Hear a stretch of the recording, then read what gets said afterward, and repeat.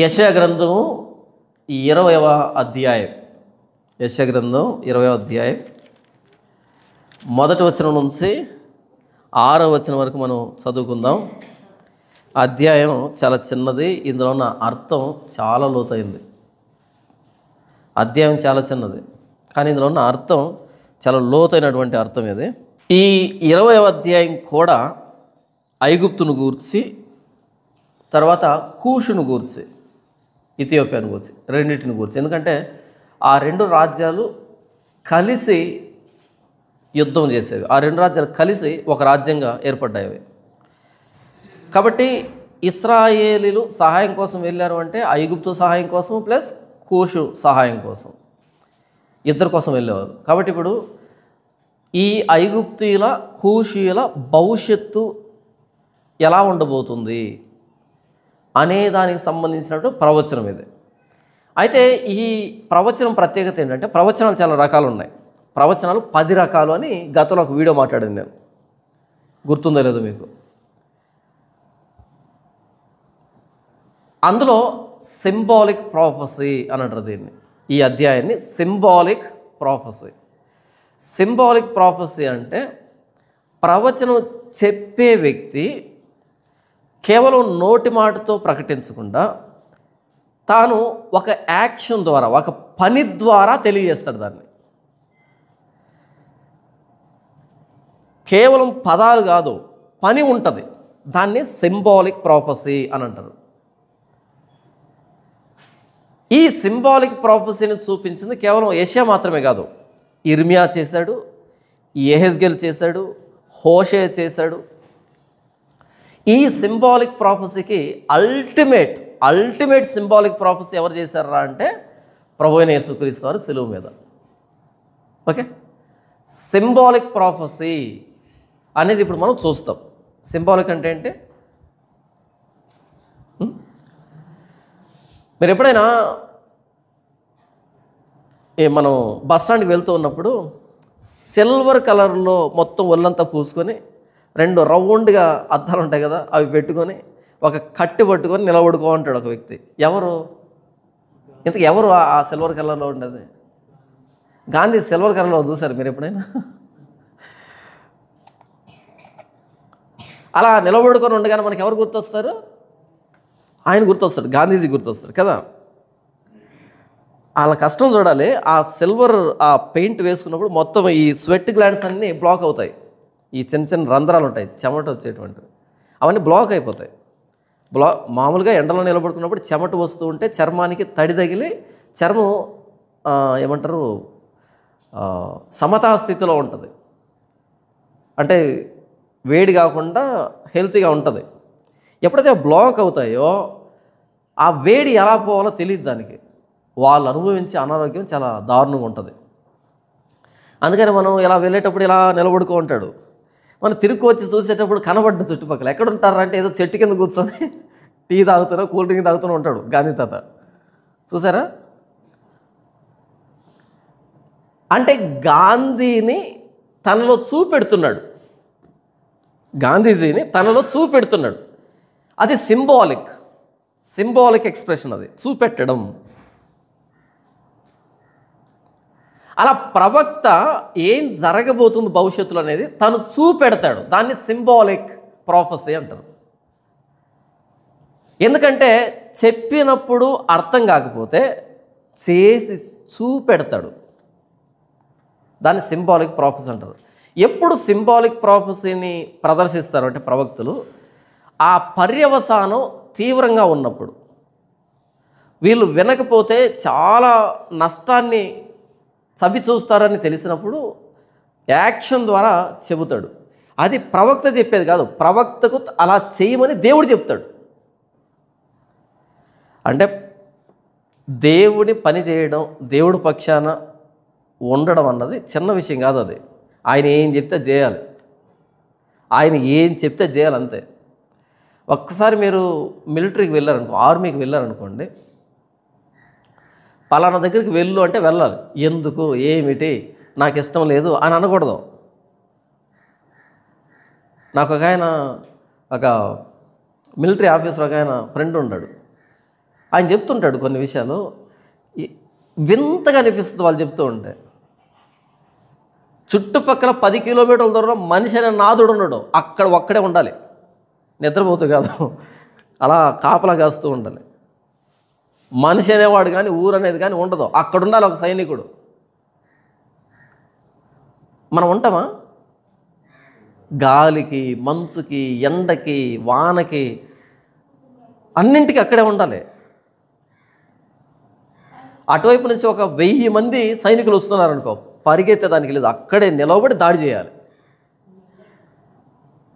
అక్కడే నిలబడి దాడి చేయాలి, ఒక్కడే, సపోర్ట్ ఉండదు. అలా ఎక్స్ట్రీమ్ కండిషన్స్లో కూడా వాళ్ళు పని చేయాలి. ఎందుకంటే సైనికుడు అంటే అదే. సైనికుడికి స్పెషల్గా రూములు ఉండవు, ఎక్కడో తలదాచుకోవాలి, కానీ ఎల్లప్పుడూ జాగ్రత్తగా ఉండాలి, కాపలా కాస్తూ ఉండాలి. వాళ్ళు అక్కడ నిలబడ్డారు కాబట్టి మనం ఇక్కడ ఇంత హాయిగా మన పనులు చేసుకుంటున్నాం. అందుకనే మిలిటరీకి వెళ్ళే ముందే నేను ఎక్కడికి వెళ్తున్నాను అన్నది వాళ్ళకి తెలుసు, అర్థమవుతుంది. వాళ్ళకి ఇచ్చే ట్రైనింగ్ కానీ వాళ్ళ కథ కానీ అది చాలా డిఫరెంట్గా ఉంటుంది కదా. దానికంటే దారుణమైన పని, దానికంటే కష్టమైన పని, దానికంటే ప్రమాదకరమైన పని ఏంటంటే దేవుని సేవ. దేవుడి మాటను ప్రకటించేటువంటి స్పోక్స్ పర్సన్గా ఉండడం, దేవుడి పక్షాన రాయవారిగా ఉండడం అన్నది అంత కష్టంతో కూడుకున్నది, ఉత్తునే జరగదు అది. అయితే ఇప్పుడు సేవ ఏంటంటే ఆదివారం వచ్చిన కానుకల్ని మరలా ఆదివారం వచ్చేంత వరకు లెక్క పెట్టుకోవడం సేవ అనుకుంటున్నారు. ఈ ఆదివారం వచ్చిన కానుకల్ని వచ్చే ఆదివారం దాకా లెక్క పెట్టుకోవడం పరిచర్య అనుకుంటున్నారు. కాదు, పరిచర్య అనేది డిఫరెంట్. అది దేవుడి పక్షాన దేవుడికి రాయవారిగా ఉండడం అన్నది, దేవుని సేవ చేయడం చాలా కష్టంతో కూడుకున్న పని అని చెప్తున్నాను. అది ఎంత కష్టమో ఇప్పుడు చదివి వినిపిస్తాను. ప్రవక్త అయిన యెషయా అంటే చాలామందికి తెలియదు. ఇప్పుడు ఆయన చూస్తాం మనం, ఏం చేశాడు ఆయన అనేది, చాలా అద్భుతంగా ఉంటుంది. ఇలా కూడా చేస్తారా పరిచర్య అనిపిస్తుంది. కానీ ఈ యెషయా ఎలా చచ్చిపోయాడు తెలుసా? ఈ యెషయా చనిపోయినప్పుడు ఎంతమంది ఆయన వెనకాల వచ్చి ఉంటారంటే, ఎవరు వచ్చి ఉంటారు నాకు తెలిసి. ఎలా చచ్చిపోయాడంటే, ఈయన తరుముకుంటే సైనికులు పరిగెత్తుకుంటూ వెళ్ళిపోయాడు. ఈయన తరుముకుంటే పరిగెత్తుకుంటూ వెళ్ళిపోయి ఒక చెట్టు తొర్ర ఉంటే చెట్టు తొర్రలో దాక్కున్నాడు. ఆ సైనికుల దగ్గర నుంచి తప్పించుకొని చెట్టు తొర్రలో దాక్కుంటే వీళ్ళు ఏం చేశారు, దాక్కున్న వాడిని బయటికి లాక్కుండా ఆ తొర్రకి కర్రలు అడ్డు పెట్టి చుట్టూ కట్టి ఓ పెద్ద రంపం తీసుకొచ్చి ఆ చెట్టు రెండింటిగా నరికారు, రెండింటిగా కోసారు. ఆ మధ్యలో యెషయా కూడా 2 ముక్కలయ్యాడు. భయానకమైన మరణం కదా, చెప్తుంటే ఎలా ఉంది, కానీ నిజంగా ఒకసారి ఊహించండి ఎలాగుంటుందో. అలాగే తొర్రను మూసిపెట్టి కట్టెలతో కట్టేసి పెద్ద రంపంతో సైనికులు ఇలా 2 ముక్కలు కోస్తే 2 ఒప్పులు అయిపోయాడు యెషయా. అలా ఏం జరుగుతుందో తెలియదు, బయట చీకట్లో ఉండిపోయాడు. ఆ యెషయా ఎలా పరిచర్య చేశాడు, అంత గొప్ప పరిచర్య చేసిన ఆయనకి అలాంటి మరణం దేవుడిచ్చాడు, వాళ్ళు స్వీకరించారు. ఈరోజు మనకి ఏ చిన్న జబ్బు రాకూడదు, చిన్న కాలు నొప్పి రాకూడదు, జలుబు చేయకూడదు, జ్వరం రాకూడదు, ఏ సమస్య రాకూడదు. మనం చేసే పెద్ద గొప్ప పని ఏంటి, చర్చికి వస్తామంతే. ఇదంతా ఎందుకు చెప్పాను నేను? సింబాలిక్ ప్రాఫెసీ అంటే చిన్నది కాదు, చాలా పెద్దది. అది సింబాలిక్ ప్రాఫెసీ అనేది మనకు సాధ్యమయ్యే పని కాదు. అది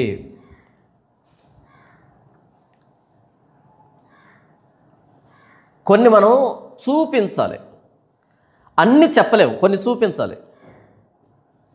కొన్ని చూపించినప్పుడే నెక్స్ట్ జనరేషన్కి అర్థమవుతుంది. మనం ఈ కౌంటర్ వీడియోలు చేస్తూ ఉంటాం, ప్రశ్నిస్తూ ఉంటాం. ఆ ప్రశ్నించినప్పుడు మనకు ఎదురయ్యేటువంటి ప్రమాదాలు అన్నీ కాదు, చాలా ప్రమాదాల ద్వారా వెళ్తాం. కొంతమంది బెదిరిస్తారు, రకరకాల అవి ఉంటాయి. నేను బయటికి వెళ్తాను కదా, బయటికి వెళ్ళినప్పుడు ఎలా వెళ్తానంటే క్యాబ్ పెట్టుకొని మాస్క్ వేసుకొని, ఎవరు గుర్తుపట్టకుండా వెళ్ళాలి. ఎందుకని? ఎవడు మనల్ని అభిమానిస్తాడో తెలియదు, ఎవడు మనల్ని ద్వేషిస్తున్నాడో తెలీదు. మరి ఎందుకు చేస్తున్నాం మనం ఇదంతా అంటే, నెక్స్ట్ జనరేషన్కి సేవ అంటే అలా చేయాలి. సేవ అంటే అందరికీ ఈ వస్తారు కదా నెమలేకలు తీసుకొని అలా వేయడం కాదు, ధూపం వేయడం కాదు. సేవ అంటే వాక్యం పక్షం నిలవబడడం, అది ఎంత కష్టమో నిలవబడడం అని మనం చెప్పడం కాదు, చేసి చూపించాలి నెక్స్ట్ జనరేషన్కి. మనుషులకు ఎవరు కావాలంటే ఒక మోడల్ కావాలి, వాళ్ళ ముందు ఒకడు ఉండాలి, ఆ వ్యక్తిని చూసి ధైర్యం తెచ్చుకుంటారు. ఆ ముందు నిలవబడినోడు ఉంటాడే, వాడు వాటన్నిటిని అనుభవిస్తే మిగతా వాళ్ళు చేసేదానికి అవకాశం ఉంటుంది. వాడు అనుభవించలేదనుకో, చెప్తున్నాడు వీళ్ళకి అర్థం కాదు అదేంటో, అది ఎలాగుంటుందో తెలియదు. అపోస్తులు ఎలా సేవ చేశారు, ఎంత దారుణంగా మరణించారు ఒక్కొక్కరు. ఎందుకు వాళ్ళు అలాంటి సేవ చేశారు? ఎందుకని? వాళ్ళు ఆనాటి దుర్బోధనలు అంతగా ఎండగట్టారు, అంతగా వ్యతిరేకించారు. అది నాకు అర్థమైంది కాబట్టి మనం ఈ పరిచర్యను ఎంచుకున్నాం. ఇప్పుడు మనల్ని చూసి చాలామంది ఛానల్స్ పెట్టారు, కౌంటర్ వీడియోలు చేస్తున్నారు, ఓన్లీ మనల్ని చూసి. ఎప్పుడైతే మనం 2019లో ఛానల్ ప్రారంభించామో మనల్ని చూసి చాలామంది మనం ప్రశ్నించవచ్చు, మనం ప్రశ్నించాలి, మనం ఎదిరించాలి, మనం పోరాడాలి అనేది నేర్చుకున్నారు చాలామంది. అంతకుముందు ఏమనుకున్నారు? సంప్రదాయబద్ధంగా కన్వెన్షనల్ టైప్, స్టీరియో టైప్ భక్తిని సాగిస్తూ ఉన్నారు. మోస పద్ధతిలో చర్చికి వెళ్ళాం, వచ్చాం, మనకెందుకు, ఆయన దేవుడు చూసుకుంటాడు, ఈ టైప్లో ఉండేవాళ్ళు. ఎప్పుడైతే మనం మాట్లాడడం స్టార్ట్ చేసామో నిదానంగా అర్థం చేసుకున్నారు, కాదు, వాక్యం చెప్పడం వేరే, ఫైట్ చేయడం వేరే, నిలబడడం వేరే అని మనల్ని చూసి మోటివేట్ అయిన వాళ్ళు చాలామంది. దీన్ని సింబాలిక్ అంటారు. సింబాలిక్ అంటే కొన్ని మనం చెయ్యాలి. నాకు కూడా అనిపిస్తుంది ఒక్కోసారి ఏదైనా జరిగినప్పుడు అవసరం అయితే అనిపిస్తుంది. మరి అవసరం కాకపోతే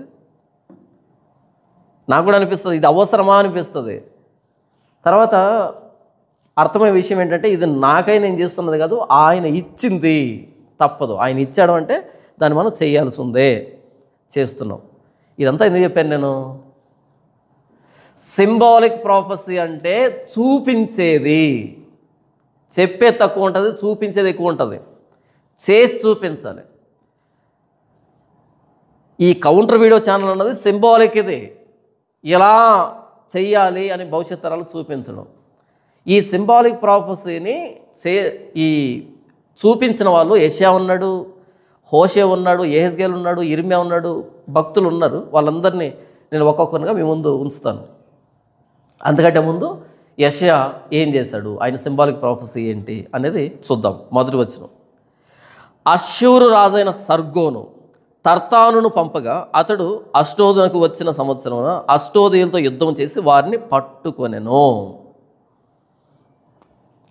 ఎందుకు అష్డోదు అని మాట్లాడుతామంటే, అష్డోదు అన్నది ఫిలిస్తీ దేశంలో ఒక ప్రాంతం. అది ఈ ఫిలిస్తీన్లు ఐగుప్తుకు వెళ్ళి కూషీల దగ్గరికి వెళ్ళి మాకు సహాయం చేయండి అని అడిగితే వాళ్ళు కూడా ఒప్పుకొని సహాయం చేస్తామని మాట ఇచ్చారు. ఎవరికి? ఫిలిస్తీన్లకి. ఇది చరిత్ర. అలా మాటిస్తే ఈ అష్డోద్ అన్నది ఎవరి చేత పట్టబడిందంట? అష్షూరు రాజు పట్టబడింది. మరి ఐగుప్తులు రాలేదే, ఐగుప్తులు సహాయానికి రాలేదే. ఆ ఐగుప్తీలతోనే సంధి చేసుకుంటున్నారు ఈ హిజ్కియా కానీ యూదులు కానీ. కాబట్టి అష్డోదీయులకి ఏ గతి పట్టిందో అదే గతి ఐగుప్తుకు పట్టబోతుంది అని చెప్పు యూదులకి అని అంటున్నాడు దేవుడు. ఓకే, ఫిలిస్తీన్లు సంధి చేసుకున్నారు ఐగుప్తుతో. ఐగుప్తు కూడా మాట ఇచ్చింది. కానీ అష్షూరు రాజు వచ్చాడు, తర్తాను పంపించాడు, వాళ్ళు గెలిచారు, స్వాధీనపరచు. కానీ ఐగుప్తు రాలే. ఈ అష్టోదుకు ఏ గతి పట్టిందో ఐగుప్తు కూడా అదే గతి పడుతుంది. అలాంటి దాని దగ్గరికి మీరు ఎందుకు వెళ్ళారు సహాయానికి అని ఇప్పుడు ఐగుప్తీయులు కానీ కూషీయులు కానీ వాళ్ళ పరిస్థితి ఎలా ఉండబోతుంది అనేది దేవుడు ఇప్పుడు చెబుతున్నాడు. చూడండి 2వ వచనం నుంచి, ఆ కాలమున యెహోవా ఆమోజు కుమారుడైన యెషయా ద్వారా ఇలా సెలవిచ్చును, నీవు పోయి నీ నడుము మీది గోనె పట్ట విప్పి నీ పాదము నుండి జోళ్ళు తీసివేయము. అతడు అలాగు చేసి దిగంబరి అయి జోళ్ళు లేకయే నడుచుచుండగా యెహోవా నా సేవకుడైన యెషయా ఐగుప్తును గూర్చి కూషును గూర్చి సూచనగాను సాదృశ్యముగాను 3 సంవత్సరములు దిగంబరి అయి జోడు లేకయే నడుచుచున్న ప్రకారము. ఏంటి సింబాలిక్ ప్రాఫెసీ? యెషయా దిగంబరిగా నడిచాడంట, దిగంబరిగా తిరిగాడంట. ఎన్ని రోజులు? 3 సంవత్సరాలు. ఇది కూడా పరిచర్యనా? ఇలా కూడా పరిచర్య ఉంటుందా?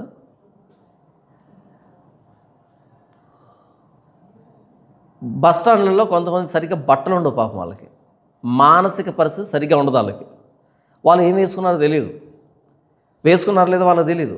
అలా వెళ్తూ ఉంటే చూసే వాళ్ళకి ఇబ్బందిగా ఉంటుంది, జాలి చూపెడుతూ ఉంటాం. అలాగని మనం ఏం చేయలేము.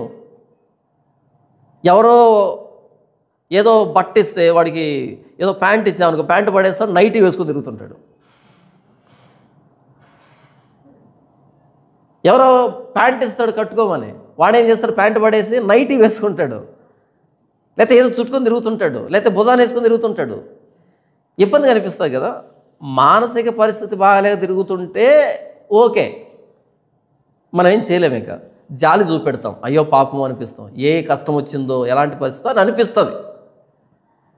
కానీ యెషయాకి మానసిక పరిస్థితి బాగలేక తిరుగుతున్నది. మానసిక పరిస్థితి బాగుంది ఆయనకి. మానసిక పరిస్థితి బాగలేనోడికి సిగ్గు అనేది తెలియదు. ఎవరు చూస్తున్నారు, ఏమనుకుంటున్నారు తెలియదు వాడికి. ఇప్పుడు చిన్న పిల్లాడు ఉంటాడు, 1వ సంవత్సరం 2వ సంవత్సరం పిల్లాడు ఉంటాడు, ఇంట్లో ఫంక్షన్ జరుగుతుంటుంది, డ్రాయర్ లేకుండా తిరుగుతుంటాం మొత్తం అంతా. వాడికి ఏమనిపించదు, ఎందుకని సిగ్గు అనేది వాడికి ఇంకా తెలియలే. కానీ కొంచెం వయసు వచ్చిందనుకో, ఒక 4 సంవత్సరాలు 5 సంవత్సరాలు వచ్చిందనుకో, అప్పుడు కష్టం ఉంటుంది. ఒకసారి మమ్మీ స్నానం చేస్తుంటే నేను చేసుకుంటా పో అంటాడు. అంటే మమ్మీ స్నానం చేయించినాడు ఒప్పుకోడు, ఎందుకంటే సిగ్గు అనేది అర్థమవుతుంది వాడికి. కానీ యెషయాకి మానసిక పరిస్థితి బాగుంది, 3 సంవత్సరాలు బట్టలు లేకుండా తిరుగుతున్నాడు, ఆ దేశం అంతా తిరుగుతున్నాడు. సిగ్గు అనిపించుంటుందా అనిపించుండదా? సిగ్గు అనిపించుంటుందా అనిపించుండదా? సిగ్గు అనిపించదా?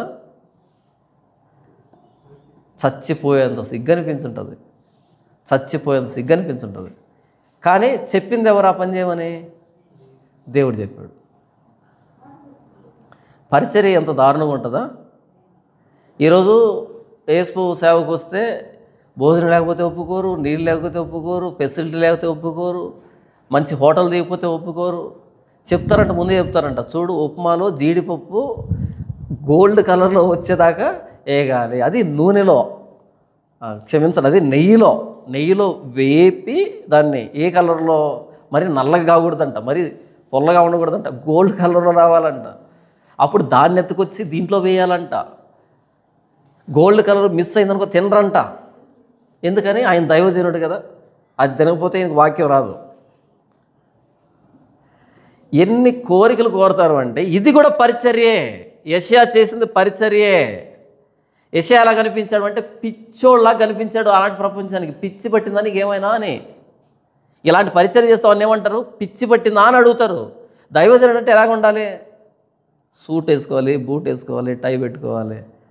అసలు ఎలాగ ఉండాలి? మనం వస్తూ ఉంటే చుట్టుపక్కల ఆరా అంటారు కదా, అదొక వెలుగు, చుట్టుపక్కల వెలుగు ప్రకాశిస్తూ ఉండాలి.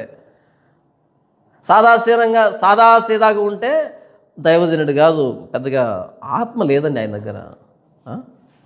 సాదాసీదా ఉంటే ఆత్మ లేదు. చూడండి, ఆ కాలమున యెహోవా ఆమోజు కుమారుడైన యెషయా ద్వారా ఇలాగ సెలవిచ్చెను, నీవు పోయి నీ నడుం మీది గోనె పట్ట విప్పి నీ పాదము నుండి జోళ్ళు తీసివేయి. కాళ్ళకు చెప్పులు ఉండకూడదు, నీ మీద బట్టలు ఉండకూడదు, తీసేయి, దిగంబరిగా మారిపో. అతడు అలాగు చేసి, ఆయన తీవనగా నేనేం చేశాడు ప్రభు ఎందుకని అడిగాడా? అతడు అలాగూ చేసి, ఆయన చెప్పాడు, ఈయన చేశాడు, అంతే, ఇంకేం ఉండదు. ఆయన చెప్పడం, వీళ్ళు చేయడం, అదే ప్రవక్తలు చేసింది. అతడు అలాగూ చేసి దిగంబరి అయి జోళ్ళు లేకే నడుచుచుండగా యెహోవా నా సేవకుడైన యెషయా ఐగుప్తును గూర్చియు కూషును గూర్చియు సూచనగాను సాదృశ్యముగాను. ఎందుకు ఆ పని చేయమన్నాడు అంటే ఐగుప్తుకి కూషుకి సూచన, అది సాదృశ్యం, అది సాదృశ్యం గాను 3 సంవత్సరములు దిగంబరి అయి జోడు లేకయే నడుచుచున్న ప్రకారము అష్షూరు రాజు చెరపట్టబడిన ఐగుప్తీయులను, తమ దేశము నుండి కొనిపోబడిన కూషీయులను, పిన్నలను పెద్దలను దిగంబరులుగాను చెప్పులు లేని వారుగాను పట్టుకొని పోవును. ఐగుప్తీయులకు అవమానమగునట్లు పిరుదుల మీది వస్త్రమును ఆయన తీసివేసి వారిని కొనిపోవును. ఎందుకు ఈ పని చేశాడంట? ఒకానొక రోజు ఐగుప్తు పట్టబడుతుంది, కూషు పట్టబడుతుంది. అప్పుడు అష్షూరు రాజు వారిని ఎలా తీసుకుని వెళ్తాడంటే బట్టలు లేకుండా తీసుకుని వెళ్తాడు. ఒక్కడు బట్టలు లేకుండా తిరిగి ఇంతమంది బట్టలు కట్టుకునేటట్టుగా చేయడం గొప్ప విషయమా, లేకపోతే ఒక్కడు బట్టలు కప్పుకొని వీళ్ళందరూ బట్టలు లేకుండా పోవడం గొప్ప విషయమా?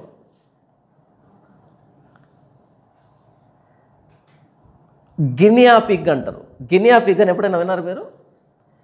లేకపోతే ల్యాబొరేటరీ ర్యాట్ అంటారు. తెల్ల ఎలుకలు ఉంటాయి, చూసారు మీరు ఎక్కడైనా? ల్యాబొరేటరీలో ఇంత ఎలుకలు ఉంటాయి. ఈ ఇంజెక్షన్లు ఇవ్వడం, ట్యాబ్లెట్లు ఇవ్వడం అన్నీ దాని మీద ప్రయోగం చేస్తారు. కొన్ని చస్తాయి, కొన్నిటికి అంటే అవి ఎన్ని చస్తే మనకంత మేలు. ఎందుకంటే మనకు వచ్చే మెడిసిన్ ఏదైతే ఉందో ఫస్ట్ వాటి మీద టెస్ట్ చేస్తారు. వాటి మీద టెస్టులో ఎన్ని చచ్చిపోతుంటాయో, మేము ల్యాబ్లో ఎక్స్పెరిమెంట్ చేసేటప్పుడు చదువుకునేటప్పుడు అంతే బాక్సులు వస్తాయి, తెల్ల ఎలుకలు ఒక్కొక్కటి. వాటి కరవడం తెలీదు.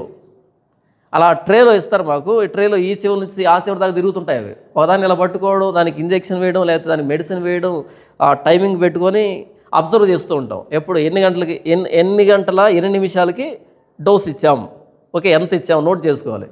మళ్ళీ ఇంకొక నిమిషానికి దాని రియాక్షన్ ఎలాగుంది, ఇంకో దానికి అది పడిపోయిందా, తిరుగుతుందా, లేకపోతే దానికి బుర్ర పని చేయట్లేదా, అంటే ఇష్టం వచ్చినట్టు బిహేవ్ చేస్తుందా, అన్నీ నోట్ చేసుకోవాలి. ఫైనల్లో కంక్లూజన్, ఓకే ఈ డోస్కి ఇలా బిహేవ్ చేసింది, నెక్స్ట్ డోస్ పెంచితే ఏమవుతుంది, ఓకే దాని కడుపు కోసి దాని కడుపులో ఉన్నటువంటి దాని మీద ఆ ప్రయోగం చేసి ఓకే ఇది ఇప్పుడు ఎలా రియాక్ట్ అవుతుంది, దానికి లైవ్లో కొయ్యడం. ఏం తెలియదు వాటికి, ఎందుకు వస్తున్నాయో తెలియదు, ఎందుకు చస్తున్నాయో తెలియదు. ల్యాబొరేటరీలో ఎన్ని లక్షలు చస్తూ ఉంటాయో ప్రతిరోజు ల్యాబొరేటరీలో ఎలకలో. అలా దాన్ని పట్టుకొని అయ్యో పాపం దీన్ని చంపడం నాకు ఇష్టం లేదంటే చాలామంది మనుషులు చేస్తారు బయట. దీని మీద ప్రయోగం చేసి దీన్ని ఎంత హింసిస్తే, ఎంత దీని మీద ప్రయోగాలు జరిగితే బయట మనుషుల మీద ఆ మందు ఎలా ప్రభావం చూపెడుతుందో మనకు ఒక లెక్క వస్తుంది. మనం వేసుకునే ట్యాబ్లెట్ కానీ ఇంజెక్షన్ కానీ ఉత్తుత్తిన అలా రాదు. అది ఎలకల మీద ప్రయోగం చేస్తారు, కోళ్ళ మీద ప్రయోగం చేస్తారు, లేకపోతే జంతువుల మీద ప్రయోగం చేస్తారు. ఇలా రకరకాల ప్రయోగాలు చేసి చేసి చేసి ఈ మధ్యలో ఎన్ని పోతాయో, ఎంతమంది పోతారో, చివరిలో వస్తుంది డ్రగ్ అనేది బయటికి. ఆ బయటకు వచ్చిన దాని మీద ఏం చేస్తారు, మరలా మనుషుల మీద ప్రయోగం చేయాలి చివరిలో. అప్పుడు వాళ్ళకి తెలియకుండానే కొంతమందిని బలి చేస్తారు. కొన్ని కంపెనీలు తెలిసి చేస్తాయి, కొన్ని కంపెనీలు తెలియకుండానే వాళ్ళకి ఆ డ్రగ్ ఇవ్వడం మానిటర్ చేస్తూ ఉంటారు. మళ్ళీ మీరు 4వ రోజు రండి, 5వ రోజు రండి, నోట్ చేసుకుంటూ ఉంటుంది ఎలా పనిచేస్తుందని. ఈ గ్యాప్లో చాలామంది పోతారు, వాళ్ళకు కూడా తెలియదు ఆ విషయం. ఫ్రీగా ఇస్తున్నారంట, ఫ్రీగా వేసుకుంటారంటారు కదా. నేనేం చెప్తున్నాను అంటే, ఒకడు బ్రతకాలంటే ఇంకొకటి చావాలి, ఒక వ్యవస్థ బ్రతకాలంటే ఒకటి చచ్చిపోవాలి. ఇక్కడ ఐగుప్తీయులు కానీ కూషీయులు కానీ బట్టలు కట్టుకుని గౌరవంగా బ్రతకాలి అంటే యెషయా బట్టలు లేకుండా తిరగాలి. అలా తిరుగుతున్నప్పుడు అడగాలి, ఎందుకు నువ్వు బట్టలు లేకుండా తిరుగుతున్నావు అంటే అప్పుడు చెప్పాలి ఆయన. ఎందుకంటే అష్షూరు రాజుకి మీరు అప్పగించబడిపోతారు. ఆ రోజు అష్షూరు రాజు మిమ్మల్ని బట్టలు లేకుండా తీసుకుని వెళ్తాడు, కాబట్టి దేవుడికి లోబడండి అని చెప్పాలి. యూదులకు చెప్పాలి, మీరు ఎవరినైతే ఆశ్రయిస్తున్నారో ఐగుప్తుల్ని కూషీయుల్ని, వాళ్ళ పరిస్థితి ఏంటంటే ఇలా తిరుగుతారు, భవిష్యత్తులో వాళ్ళది ఇది పరిస్థితి. ఇప్పుడు నన్ను మీరు ఆశ్రయించవచ్చా? నాకే చెప్పులు లేవు, పట్టులు లేవు, నన్ను మీరు ఆశ్రయించవచ్చా? అది అవివేకం కదా. మరి ఇలాంటి గతి పట్టబోయే ఐగుప్తుల్ని కూషీయుల్ని మీరు ఆశ్రయించవచ్చా దేవుని వదిలిపెట్టి అని చెప్పాలి యెషయా. దీన్ని సింబాలిక్ ప్రాఫెసీ అంటాం. ఎంత మానసిక క్షోభను అనుభవించుంటాడు. బయటికి దేవుడు చెప్పాడని వెళ్తూ ఉన్నా సరే లోపల ఒక్కొక్కరు నవ్వుకుంటున్నప్పుడు, అవమానిస్తూ ఉన్నప్పుడు, అసహించుకుంటూ ఉన్నప్పుడు, వెటకారం చేస్తున్నప్పుడు లోపల ఎంత క్షోభను అనుభవించుంటాడు. ప్రవక్తలు ఎవరు కూడా సంతోషంగా బ్రతకరు, చాలా కష్టాల్లో శ్రమల్లో బ్రతికారు, నిందలు అవమానాల్లో బ్రతికారు. ఈరోజు మనమే సేవకులని పేరు చెప్పుకొని అన్ని భోగాలు అనుభవిస్తున్నాం. కానీ అప్పట్లో సేవకులు, ఈ ప్రవక్తలు, భక్తులు మనలాంటి క్షేమకరంగా బ్రతకట్లేదు. ఇప్పుడు చూడు, ఈ టెంపుల్స్ ఉన్నాయి, కల్వరి టెంపుల్ కానీ వీళ్ళంతా ఉన్నారు కదా, ఎలా బ్రతుకుతున్నారు వీళ్ళు? ఎలా బ్రతుకుతున్నారు అంటే సమీపించరాని తేజస్సులో దేవుడు ఎంత ఆరాధన పొందుతున్నాడో అలాంటి ఆరాధన పొందుతున్నాడు వీళ్ళంతా. ఒకప్పుడు ఏషియా అనుభవించిన అవమానం, ఎందుకు అవమానం పొందాడంట? నేను బట్టలు లేకుండా తిరిగితే వీళ్ళంతా భవిష్యత్తులో బట్టలు కట్టుకోగలుగుతారు, గౌరవంగా బ్రతుకుతారు. 4వ వచనం చూడండి. అష్షూరు రాజు చెరపట్టబడిన ఐగుప్తీయులను, తమ దేశం నుండి కొనిపోబడిన కూషీయులను, పిన్నలను పెద్దలను, చిన్నాలేదు పెద్దలేదు అందరూ పిన్నలను పెద్దలను దిగంబరులుగా చేసి, దిగంబరులుగాను చెప్పులు లేనివారుగాను పట్టుకొని పోవును. ఐగుప్తీయులకు అవమానమగునట్లు పిరుదుల మీది వస్త్రమును ఆయన తీసివేసి వారిని కొనిపోవును. అప్పుడు అష్షూరాజు ఎలా తీసుకుని వెళ్ళాడంటే మనుషుల్ని మొత్తం అందరికీ బట్టలు ఊడదీయించాడు. అందరికీ ఆ చివర ఉన్నవాడి దగ్గర నుంచి ఈ చివర ఉన్నవాడి దగ్గర వరకు తాడు ఉంటుంది కదా, తాడు కడతాడు. వీడి మెడకి ఇలా కట్టి ఇక్కడ నుంచి వాడి మెడకి ఇలా కట్టుకుంటూ వెళ్తాడు. అంటే ఎవరు విడిపించుకునేదానికి లేదు, మధ్యలో చేతులు కట్టేస్తాడు, మెడకి కడతాడు. కాబట్టి అందరూ వరుసగా పోతూ ఉండాలి అంతే. ఎందుకంటే ఇంతమందిని తోలుకొని వెళ్ళాలి అంటే ఎంత సైన్యం సరిపోతుంది? తిరుగుబాటు చేస్తారు, రాళ్లతో కొడతారు, పారిపోతారు, పరిగెడతారు. కాబట్టి ఏం చేస్తాడు అంటే అందరూ వస్త్రాలు తీసివేస్తారు. వస్త్రాలు తీసివేసిన తర్వాత వేరే దారి లేదు. ఈ వస్త్రాలు తీసివేయబడిన గుంపులో ఉంటేనే వాడికి మర్యాద. పారిపోయాడు అనుకో, ఎక్కడికి వెళ్ళాలి? ఎలా వెళ్ళాలి? కాబట్టి వస్త్రాలు తీసివేసి అవమానించి ఇలా తాడుతో కట్టి తీసుకుని వెళ్తాడు. ఆ చివరిలో సైనికుడు, ఈ చివరిలో సైనికుడు చాలు, అలా తీసుకుని వెళ్ళేవాళ్ళు. పిన్నలు మొదలుకొని పెద్దల వరకు అందరు దిగంబరులుగా వెళ్ళిపోతున్నారు అంటే ఎంత అవమానం అది. ఈ అవమానం అంతటిని 3 సంవత్సరాలు ఒక్కడు అనుభవించాడు, ఆయన యెషయా. ఇంత అవమానాన్ని మీరు పొందకూడదని యెషయా ఒక్కడు 3 సంవత్సరాలు అనుభవించాడు. 5వ వచనం. వారు తాము నమ్ముకొనిన కూషీయులను గూర్చి, తమ అతిశయ కారణముగా ఎంచుకొనిన ఐగుప్తీయులను గూర్చి విస్మయం ఉంది, సిగ్గుపడుదురు. ఆ రోజు సిగ్గుపడతారు. ఏంటి, వీళ్ళనా నమ్ముకుంది? ఆ రోజు ఇలా దిగంబరులుగా వెళ్ళిపోతూ ఉంటే వీళ్ళని నమ్ముకున్నావా మేము అని సిగ్గుపడతారు, విస్మయం పొందుతారు. 6వ వచనం. ఆ దినమున సముద్ర తీర నివాసులు అష్షూరు రాజు చేతిలో నుండి విడిపింపబడవలనని సహాయం కొరకు మనం పారిపోయి ఆశ్రయించిన వారికి ఇలాగూ సంభవించినదే, మనం ఎట్లు తప్పించుకొనగలమని చెప్పుకుందరు. ఆ సముద్ర తీర నివాసులందరూ కూడా, చుట్టుపక్కల వ్యక్తులు కూడా, మనం ఆశ్రయించిన ఐగుప్తుకే ఈ గతి పట్టిందే, మనం ఎలా తప్పించుకుంటాం అని అనుకుంటారు. కాబట్టి ఓ యోదయ దేశమా, దేవుణ్ణి ఆశ్రయించు. ఇలా దిగంబరులుగా పట్టబడేటువంటి ఐగుప్తీయులను, కూషీయులను ఆశ్రయించొద్దు. వాళ్ళ భవిష్యత్తు ఇదని మీకు తెలియక వాళ్ళ దగ్గర వెళ్తున్నారు, కానీ వాళ్ళ భవిష్యత్తు ఇది అని 3 సంవత్సరాలు దిగంబరంగా తిరుగుతూ ప్రకటించాడు. దీన్ని సింబాలిక్ ప్రాఫెసీ అని పిలుస్తారు. చాలా కష్టంతో కూడుకున్న పరిచర్య కదా, చాలా కష్టంతో కూడుకున్న పరిచర్య. ఇలాంటి పరిచర్య చేసిన వాళ్ళని చూద్దాం. హోషేయ గ్రంథం మొదటి అధ్యాయం, హోషేయ గ్రంథం మొదటి అధ్యాయం 2వ వచనంలో దేవుడు హోషేయతో ఒక మాట చెప్తున్నాడు. మొదట యెహోవా హోషేయ ద్వారా ఈ మాట సెలవిచ్చెను. ఏం చెప్పాడు చూడండి. జనులు యెహోవాను విసర్జించి బహుగా వ్యభిచరించి ఉన్నారు కనుక నీవు పోయి వ్యభిచారము చేయు స్త్రీని పెండ్లాడి వ్యభిచారం వలన పుట్టిన పిల్లలను తీసుకొనుము అని హోషేయకు ఆజ్ఞ ఇచ్చెను. ప్రవక్తకి ఏం చెప్పాడు దేవుడు? హోషేయ, నువ్వు ఎవరిని పెళ్లి చేసుకోవాలి?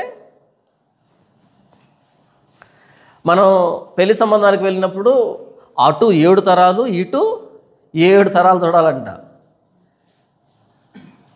అంటే వీళ్ళ తరంలో వీడిదో బాగున్నట్టు, అంతే కదా మరి. వీడిదో బాగున్నట్టు ఏం వెతకాలంట? అటు 7 తరాలు, ఇటు 7 తరాలు వెతకాలంట. తర్వాత 14 జతలు చెప్పులు అరగాలంట. అంతా తిరగాలి. 14 జతలు చెప్పులు అరిగేంతగా తిరిగి ఒక సంబంధాన్ని తీసుకొని రావాలి. ఎందుకంటే పద్ధతి కలిగిన కుటుంబం, ఆ కుటుంబానికి రావాలంటే ఇంకా పద్ధతి ఉండాలి. ఓకే, జరిగేది అప్పట్లో కదా. మళ్ళీ మూతంకర, ముక్కొంకర, ఒకసారి పాడమ్మ, ఒకసారి నవ్వమ్మ, పళ్ళు పిప్పి పళ్ళు ఉన్నాయేమో చూసేవాళ్ళు, పాడమనేవాళ్ళు, అలా నడువు అనేవాళ్ళు, రకరకాల టెస్టులు పెట్టేవాళ్ళు.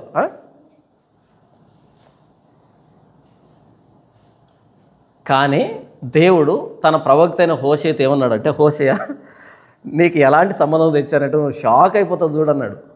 ఈయన అనుకున్నాడు మంచి సంబంధం తెచ్చాడేమో, టాప్ మోస్ట్ సంబంధం తెచ్చాడేమో అని ఈయన అనుకుంటే, ఆయన చెప్తున్నాడు చూడు, నీవు పోయి వ్యభిచారం చేయి స్త్రీని పెండ్లాడే. ఏం చేస్తుండాలి ఆవిడ? సాఫ్ట్వేర్ కాదంట, సాఫ్ట్వేర్ చేస్తున్నావిడో లేకపోతే సెంట్రల్ గవర్నమెంట్ ఉద్యోగమో కాదంట, వ్యభిచారం చేస్తూ ఉండాలంట ఆవిడ్ని పెళ్లి చేసుకోవాలంట. ఎలాగుంటుంది? దేవుడు భక్తులకు ఇచ్చిన ఆజ్ఞలు, తన సేవకులకు ఇచ్చిన ఆజ్ఞలు, ఇప్పుడు ఆయన అలా మాట్లాడటం లేదు. కానీ అలా మాట్లాడితే చాలామంది నన్ను అంటారు, ఏమంటారు, ఈ చర్చిల మీద కానీ క్రైస్తవ మీద కానీ మత మార్పిడి నిరోధక బిల్లు ఒకటి వస్తే అమ్మో ఏమైపోతుందని బాటలు అంటూ ఉంటారు. కానీ నాకు అనిపిస్తుంది అది వస్తే బాగుంటుంది, రావాలి. అది మత మార్పిడి నిరోధక బిల్లు అనేది రావాలి. అప్పుడు కదా సచ్చు అంతా పోయి గింజ నిలబడుతుంది. ఇప్పుడంతా సచ్చు వచ్చేసింది చర్చిలోకి, అంతా సచ్చే. ఇంత ఎత్తు ఉంటుంది కదా సచ్చు. సచ్చు అంటే తెలుసు కదా మీకు, సల్లు గింజలన్నీ ఇంత ఎత్తు ఉంటాయి. అలా గాలి రాగానే ఎక్కడికి వెళ్తుందో తెలియదు, కనపడదు. మనకు కావాల్సిన ధాన్యం చెత్త కాదు, చెత్త నిండిపోయింది క్రైస్తవ్యంలో. పేక మీద కత్తి పెట్టే రోజులు రావాలి. యేసు ప్రభువా లేకపోతే ప్రాణమా అనే రోజులు వస్తే అప్పుడు గింజలు నిలబడతాయి. భలే ఉంటుంది అప్పుడు. అంతెందుకు, చర్చికి వెళ్తే ఆధార్ కార్డు తీసివేస్తాం అని అన్నారనుకో, నెక్స్ట్ వారం వేదిక మీద నేను తప్ప కింద మీరు ఉంటారా? మనలో అన్నమాట. ఉంటారా? ఆధార్ కార్డు తీసేస్తాం, రేషన్ కార్డు తీసేస్తాం, మీ పిల్లలకు ఉద్యోగాలు రావు, ఈ టైప్ చెప్పారనుకో, అప్పుడు ఇంకెవరు పోరు చర్చికి. అసలు వచ్చిందే మోకాళ్ళ నొప్పులకు కదా, వచ్చిందే మోకాళ్ళ నొప్పులకి. మొదటిగా మోసం వస్తే ఎందుకుంటాం? ఉండం. అంటే దేవుడు ఇచ్చినటువంటి ఆజ్ఞలు గతంలో ఎంత కఠినంగా ఉంటాయంటే, ఈరోజు మనకు అలాంటి ఆజ్ఞలు లేవు. ఈరోజు చర్చికి వెళ్తే ఏం చెప్తున్నారు? దేవుడు మిమ్మల్ని దీవిస్తాడు, ఆశీర్వదిస్తాడు చెప్తున్నారు. ఆ మొక్క చెప్పకపోతే రారని. ఆయన ఆశీర్వదించకపోయినా దీవించకపోయినా ఆశీర్వదిస్తాడని చెప్తూ ఉంటే అదొక సంతోషం. అందమైన అబద్ధం అంటారు దాన్ని. ఎలాంటి అబద్ధం? అందమైన అబద్ధం. నీకేం కాదులే, నేనున్నా ప్రార్థన చేస్తా అని అంటే అదొక ఆనందం. ఏదో జరిగిపోతుంది అంతే, ఏం జరగదని తెలుసు కానీ ఏదో జరిగిపోతుంది. ధైర్యపరుస్తున్నారు, ఓదారుస్తున్నారు, మోటివేట్ చేస్తున్నారు. కాదు, వాక్యం ఏం చెప్పింది? వాక్యం ఏం చెప్పిందంటే నాకు సాక్షులుగా ఉండండి అని చెప్పింది. మీరు నాకు సాక్షులుగా ఉండాలి. సాక్షులుగా అంటే ఎలాంటి పరిస్థితుల్లో అయినా నువ్వు తట్టుకొని నా కోసం నిలవబడాలి. అది యేసుప్రభువు చెప్పాడు, బైబిల్ చెప్పింది. కానీ ఈరోజు ఏం చెప్తున్నారు? దేవుడి దగ్గరికి వస్తే దేవుడు మీకు ఇస్తాడు. ఇది వీళ్ళు చెప్పేది, బైబిల్ చెప్పలే. అపోస్తలులకు దేవుడేమి ఒక్కొక్కటి అకౌంట్లో ₹1,00,00,000 వేలే. వాళ్ళకి క్షేమాలు మేలు ప్రకటించలే, కత్తికి ఎదురెళ్ళారు, హతసాక్షులయ్యారు. ఈరోజు మనం చిన్న సమస్య వస్తే ఏదో కొంపలు కొనినట్టుగా ఆలోచించేటువంటి పరిస్థితి. నువ్వు వెళ్ళి వ్యభిచారం చేసే స్త్రీని పెండ్లాడు, వ్యభిచారం చేసే ఆవిడ్ని పెళ్లి చేసుకో అని అంటున్నాడు. మనం రీసెంట్గా ఎవరో నాకు ఫోన్ చేశారు. పెళ్ళైంది, పెళ్ళైన ఒక సంవత్సరానికి అనుకుంటా బహుశా. ఒకరోజు ఎందుకో తెల్లవారుజామున టింగు ఉందంట మొబైల్లో మెసేజ్ ఒకటి. భర్త ఓపెన్ చేసి చూశాడు, అందులో ఎవరో ఒక అబ్బాయి మెసేజ్. ఇంకేమైంది ఆ రోజు నుంచి కుటుంబం? కొంప కొల్లేరైంది. ఎవడే? ఎప్పటి నుంచి జరుగుతుంది? ఎప్పటి నుంచి జరుగుతుంది చెప్పు? ఇక అక్కడి నుంచి స్టార్ట్ అయింది, కొంప కొల్లేరైంది. ఒక్క మెసేజే, ఫినిష్. అనుమానం వస్తేనే కొంప కొల్లేరైతే ఇక్కడ అనుమానం కాదు, ముందు సర్టిఫికెట్ చూస్ చేసుకోమని చెప్పాడు. నేను లైసెన్స్డ్ వ్యభిచారాన్ని పెళ్లి చేసుకోమని చెప్పాడు. అనుమానం కాదు ఇక్కడ, వ్యభిచారం చేసి ఆవిని పెళ్లి చేసుకోమన్నాడు. అనుమానం వచ్చిన వాళ్ళ కుటుంబంలో మనశ్శాంతి ఉంటుందా? అనుమానం ఒక్కసారి ప్రారంభమైంది, మనశ్శాంతి అనేది ఉంటుందా? ఉండదు. మనసు బలవంతంగా కఠినం చేసుకొని చికెన్ మటన్ అన్నీ వండించుకుంటారు కదా, తినేటప్పుడు పెట్టుకుంటారు. ఎందుకని? లోపల అది లేదు, తినాలి తాగాలని లేదు, అది కాల్చేస్తుంది కదా. ఇప్పుడు హోషేయ కాపురం ఎలా ఉండి ఉంటుంది? తను వ్యభిచారి అని తెలిసి తనకు ఎలా ఉండి ఉంటుంది, ఏమనుకొని ఉంటాడు, ఆయన ప్రతిరోజు ఎలా చూస్తుంటాడు తనని. మరలా ఆయన ద్వేషించేదానికి లేదు, రాత్రిపూట వెళ్ళి సారా దగ్గర కొట్టేదానికి లేదు ఈయనకి హక్కు. ఎందుకని చెప్పిందే పెళ్లి చేసుకోమని చెప్పాడు. ఒకవేళ తెలియకుండా జరుగుతూ ఉంటే సాయంకాలం వెళ్ళి ఫుల్గా వేసుకొని వచ్చి కొట్టి అలా పడుకొని నిద్రపోతాడు సాధించానని. కానీ ఇక్కడ అలా లేదు, ఆప్షన్ లేదు. కొట్టకూడదు, తిట్టకూడదు. ఏం చేయాలి? ప్రేమించాలి. 3వ అధ్యాయం చూడండి. 3వ అధ్యాయం 1వ వచనం. మరియు యెహోవా నాకు సెలవిచ్చినదేమనగా, ఇశ్రాయేలీయులు ద్రాక్ష పండ్ల అడలను కోరి ఇతర దేవతలను పూజించినను యెహోవా వారిని ప్రేమించినట్లు, యెహోవాని ప్రేమించినట్లు దాని ప్రియునికి ఇష్టురాలై, నీకు ఇష్టురాలు కాదు, దానికి ఒక ప్రియుడు ఉన్నాడు, దాని ప్రియునికి ఇష్టురాలై వ్యభిచారిణియగు దాని యొద్దకు పోయి నీవు దాన్ని ప్రేమించు. ఆవిడ ఇంకొకరిని ప్రేమిస్తున్నా సరే నువ్వు వెళ్ళి ప్రేమించు అంటున్నాడు. ఇది కదా కష్టం అంటే, ఇది కదా సమస్య అంటే. సాధ్యమవుతుందా? పొరపాటున ఏదైనా జరిగిందనుకో, ఇంట్లో తెలిసిందనుకో, నా మనసు విరిగిపోయింది, ఇక అతుక్కోదు. ఇనుము విరిగినా అతుక్కుంటుందంట, బంగారం విరిగినా అతుక్కుంటుందంట డైలాగులో. నా మనసు విరిగిపోయింది, ఇక అతుక్కోదు. అది అతుక్కుంటుందా? మరి హోషేకు ఎన్నిసార్లు విరిగి ఉండాలి? దేవుడు చెప్పాడు, విరగొద్దు నాయనా, విరగొద్దు. దాని ప్రియునికి ఇష్టురాలై వ్యభిచారిణియగు దాని దగ్గరికి వెళ్ళి నీవు ప్రేమించు. ఎలా ప్రేమిస్తావు? మోమాటంగా కాదు, యెహోవా ప్రేమించినట్టు ప్రేమించు. ఏమీ లేనట్టు, ఏమీ జరగనట్టు ప్రేమించు. అక్కడ అంటాడు చూడండి, 1వ వచనంలో, మొదట యెహోవా హోషేయ ద్వారా ఈ మాట సెలవిచ్చను, జనులు యెహోవాను విసర్జించి బహుగా వ్యభిచరించి ఉన్నారు కనుక నీవు పోయి వ్యభిచారము చేయు స్త్రీని పెండ్లాడి వ్యభిచారం వల్ల పుట్టిన పిల్లలను తీసుకునము. పిల్లలు పుట్టారంట, హోషేయ కాదా? భార్య వ్యభిచారం చేస్తుంది, పుట్టిన పిల్లలు వ్యభిచారం వల్ల పుట్టారు. కానీ ఈయన వారిని పోషించాలి, వారిని ప్రేమించాలి, వారిని కాపాడాలి. తండ్రి అనే పేరు తప్ప ఈయనకు ఏమీ లేదు. కనీసం పిల్లలైనా ఈయన పుట్టుంటే సర్లే, దాని సాగు అదేది వచ్చింది, పిల్లలైనా నా పోలికలు పుట్టారంటే బాగుంటుంది. పుట్టిన 4 పిల్లలకి ఈయన ముఖం కాకుండా ఇంకెవరెవరో ముఖాలు వచ్చాయనుకో, ఈయన పరిస్థితి ఏంటి? అలా రావచ్చా? రాకూడదు. నేను లైవ్ ఎగ్జాంపుల్ చూశాను. ఒక కుటుంబం, మా ప్రాంతంలో కుటుంబాన్ని చూశాను. 4 పిల్లలు అయితే 4 పిల్లలు 2 పిల్లలకి వేరే ముఖం వచ్చింది. ఆయన ఎంత తాగుడుపోతాడంటే ఎక్కడ పడితే అక్కడ తాగి పడిపోయి ఉంటాడు ఎప్పుడు. ఎందుకంటే బిడ్డని వదులుకోలేడు, అలాగని నా బిడ్డ అని అనుకోలేడు, భార్యను వదులుకోలేడు, కుటుంబాన్ని వదులుకోలేడు. పిచ్చి బట్టి రోడ్ల మీద తిరుగుతున్నాడు ఆయన. అంటే తాగి అది అలాగుంటుంది. మనకు అర్థం కాదు, అది మనం ఇలా మాట్లాడుకుంటాం కానీ ఆ నొప్పి ఎలాగుంటుందో మనకు తెలియదు. బాగా చదువుకున్నాడు, మరలా చాలా పెద్ద చదువు, కానీ సారా తాకపోతే బతకలేడు. ఎందుకు సారా తాగుతున్నా అంటే ఆ బాధని దిగమింగడానికి. కాబట్టి మనకు కూడా బాధ వస్తే ఏం చేద్దాం? నేను అలా చెప్పట్లేదు, మీరు తాకండి. నేను చెప్తున్నది ఆయన పరిస్థితిని చెప్తున్నా. అంటే బాధను దిగమింగుకోవడానికి సారా తాగమని చెప్తున్నాడు పాస్టర్ గారు. మేము తాగొచ్చు, సారీ. హోషేయ అనే ప్రవక్త వ్యభిచారం చేసే స్త్రీని పెళ్ళాడు, వ్యభిచారం వలన పుట్టిన పిల్లలను తీసుకున్నాడు. ఆయన పరిస్థితి ఎలాగుండుంటుంది? ఎందుకు ఇలాంటి ఆజ్ఞ ఇచ్చాడు దేవుడు అంటే సింబాలిక్ ప్రాపసీ. హోషేయ, నిన్ను చూసినప్పుడు నేనేంటో సమాజానికి అర్థం కావాలి. నువ్వు మంచోడివే, నువ్వు నా భక్తుడివే, కానీ నువ్వు ఒక వ్యభిచారిని పెళ్లి చేసుకున్నావు. ఆవిడ నిన్ను ప్రేమించట్లే, ఇతరులు ప్రేమిస్తుంది. ఈ పిల్లలు నీకు పుట్టిన వాళ్ళు కాదు, అయినా నువ్వు పోషించాల్సి ఉంది కష్టపడి.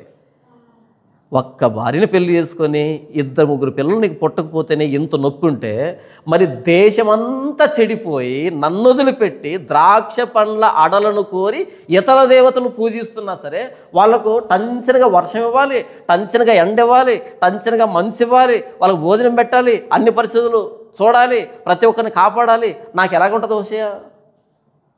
చెప్పు. 3 పిల్లలు నీకు పుట్టకపోతేనే ఇంత బాధ అయిపోతే, నీకు ఒక్క భార్య వ్యభిచారం చేస్తేనే, ద్రోహం చేస్తే నీకు ఇంత బాధ అనిపిస్తే, మొత్తం దేశమంతా వ్యభిచరించారు. ఆ సీనాయి పర్వతం దగ్గర 613 ఆజ్ఞలతో, ఇన్ని ప్రమాణాలతో నేను పెళ్లి చేసుకుంటే, ఈ వాగ్దాన దేశం వచ్చిన తర్వాత అటు వెళ్ళి మోయాబు దేవుళ్ళని పెళ్లి చేసుకుంటే, ఇటు అమ్మోని దేవుళ్ళని పెళ్లి చేసుకుంటే, సిరియాని పెళ్లి చేసుకుంటే, అషూరు పెళ్లి చేసుకుంటే, ఐగుప్తుని పెళ్లి చేసుకుంటే, బబులోని పెళ్లి చేసుకుంటే, చుట్టుపక్కల అందరితో వ్యభిచారం చేస్తూ ఉంటుంది. నాకు ఎలాగుంటుంది హోషేయ? అయినా సరే మరలా దానికి ఆహారాన్ని ఇవ్వాలి, దానికి వస్త్రాన్ని ఇవ్వాలి, దానికి జనపనారని ఇవ్వాలి, దానికి నూనె ఇవ్వాలి. నాకు ఎలాగుంటుంది చెప్పు. వాళ్ళకి అడుగుతారు, అదేంటి హోషేయ చాలా మంచోడివి, భక్తిపరుడివి, నువ్వు ఇలాంటి దాన్ని ఎలా పెళ్లి చేసుకున్నావంటే అప్పుడు తిరిగి చెప్పు, నిజమే నేను మంచోడిని, ఇలాంటి ఆవిడని పెళ్లి చేసుకోకూడదా? చేసుకోకూడదు, నీకు మంచి ఆవిడ రావాలా. మరైతే పరిశుద్ధుడైన యెహోవాకు మీరు ఎలా భార్యలుగా ఉంటారు? మిమ్మల్ని ఎలా ప్రేమించాలి ఆయన? నేను ఈవెంట్ ప్రేమించడానికి ఆవిడకి అర్హత లేదంటే మరి దేవుడు మిమ్మల్ని ప్రేమించడానికి మీకున్న అర్హత ఏంటి? ప్రతివాడు అరికాలు మొదలుకొని నన్నెత్తి వరకు స్వస్థత ఎక్కడ కొంచెమైనది లేదు. ఎక్కడ చూసినా దెబ్బలు, గాయములు, పచ్చి పుండ్లు, అవి కట్టబడలేదు, పిండబడలేదు, తైలంతో పెత్తనం చేయబడలేదు. ప్రతివాడు నన్నెత్తిన వ్యాధి కలిగి ఉన్నాడు, ప్రతివాని గుండె బలహీనమైంది. మీరు ఇంకొను తిరుగుబాటు చేయొచ్చు, ఎలా కొట్టబడదురు. ఇలా కుష్ఠరోగులుగా మారిపోయిన మిమ్మల్ని ఎందుకు ప్రేమించాలి ఆయన? మీకున్న అర్హత ఏంటి అని అడుగు హోషేయ.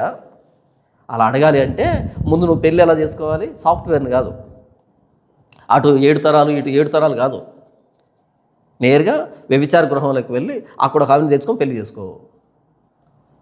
ఒకసారి వ్యభిచారానికి అలవాటు పడిందని ఆవిడ మారదు ఇక జీవితంలో. హోషేయ బ్రతుకు ఎలా ఉండి ఉంటుంది ఊహించడం. ఒకసారి నిద్రపడదు మీకు ఊహిస్తేనే. హోషేయ బ్రతుకు ప్రతిరోజు ఎలా ఉండి ఉంటుంది? ఏదైనా మీ ఊర్లో అనుమానం రేకెత్తిన ఒక కుటుంబాన్ని చూడండి. ప్రతిరోజు సాయంకాలం ఆ ఇంట్లో గొడవ రాకపోతే నన్ను అడగండి, ప్రతిరోజు రాకపోతే నన్ను అడగండి. ఒకటే ఏమంటారు, అదే గొడవ.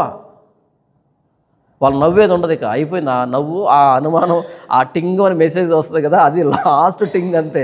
ఆ తర్వాత మొత్తం అన్ని గిన్నెలు తపేలాలు పడుతూ ఉంటాయి. చివరది విడిపోలేరు, కలిసి ఉండలేరు, నవ్వలేరు, ఏడవలేరు. అదొక నరకం అంతే. అదొక హోషేయ పరిస్థితి ఏంటి? వీళ్ళైనా గిన్నెలు తపేలాలు వేసి కసి తీర్చుకోవచ్చు, కానీ హోషేయకు అది కూడా లేదు. నువ్వేమనకూడదు, మరలా గృహహింస కేసు ఆయన పెడతాడు. ఎవడు పెట్టేదానికి లేదు, ఆయనే గృహహింస కేసు పెడతాడు. యెహోవా ప్రేమించినట్టు ప్రేమించాలి, ఆ పిల్లలను ప్రేమించాలి, వాళ్ళు పోషించాలి, నీకు పుట్టకపోయినా సరే. ఒక ప్రవక్త బ్రతుకిది. మరి యెషయా 3 సంవత్సరాలు బట్టలు లేకుండా తిరగాలి. యెషయాకి భార్య ఉంది, యెషయాకి 2 పిల్లలు ఉన్నారు, మంచి పిల్లలు ఉన్నారు. ఆ పిల్లలు ఏమనుకుంటారు, భార్య ఏమనుకుంటుంది? వాళ్ళు ముఖం ఎలా ఎత్తుకుంటారు, తల ఎలా ఎత్తుకుంటారు? నేను కౌంటర్ వీడియో మాట్లాడుతాను. ఆ కౌంటర్ వీడియో బయటికి వెళ్ళిన తర్వాత ఇక మొదలు పెడతారు, మా అమ్మ దగ్గర నుంచి మొదలు పెడతారు.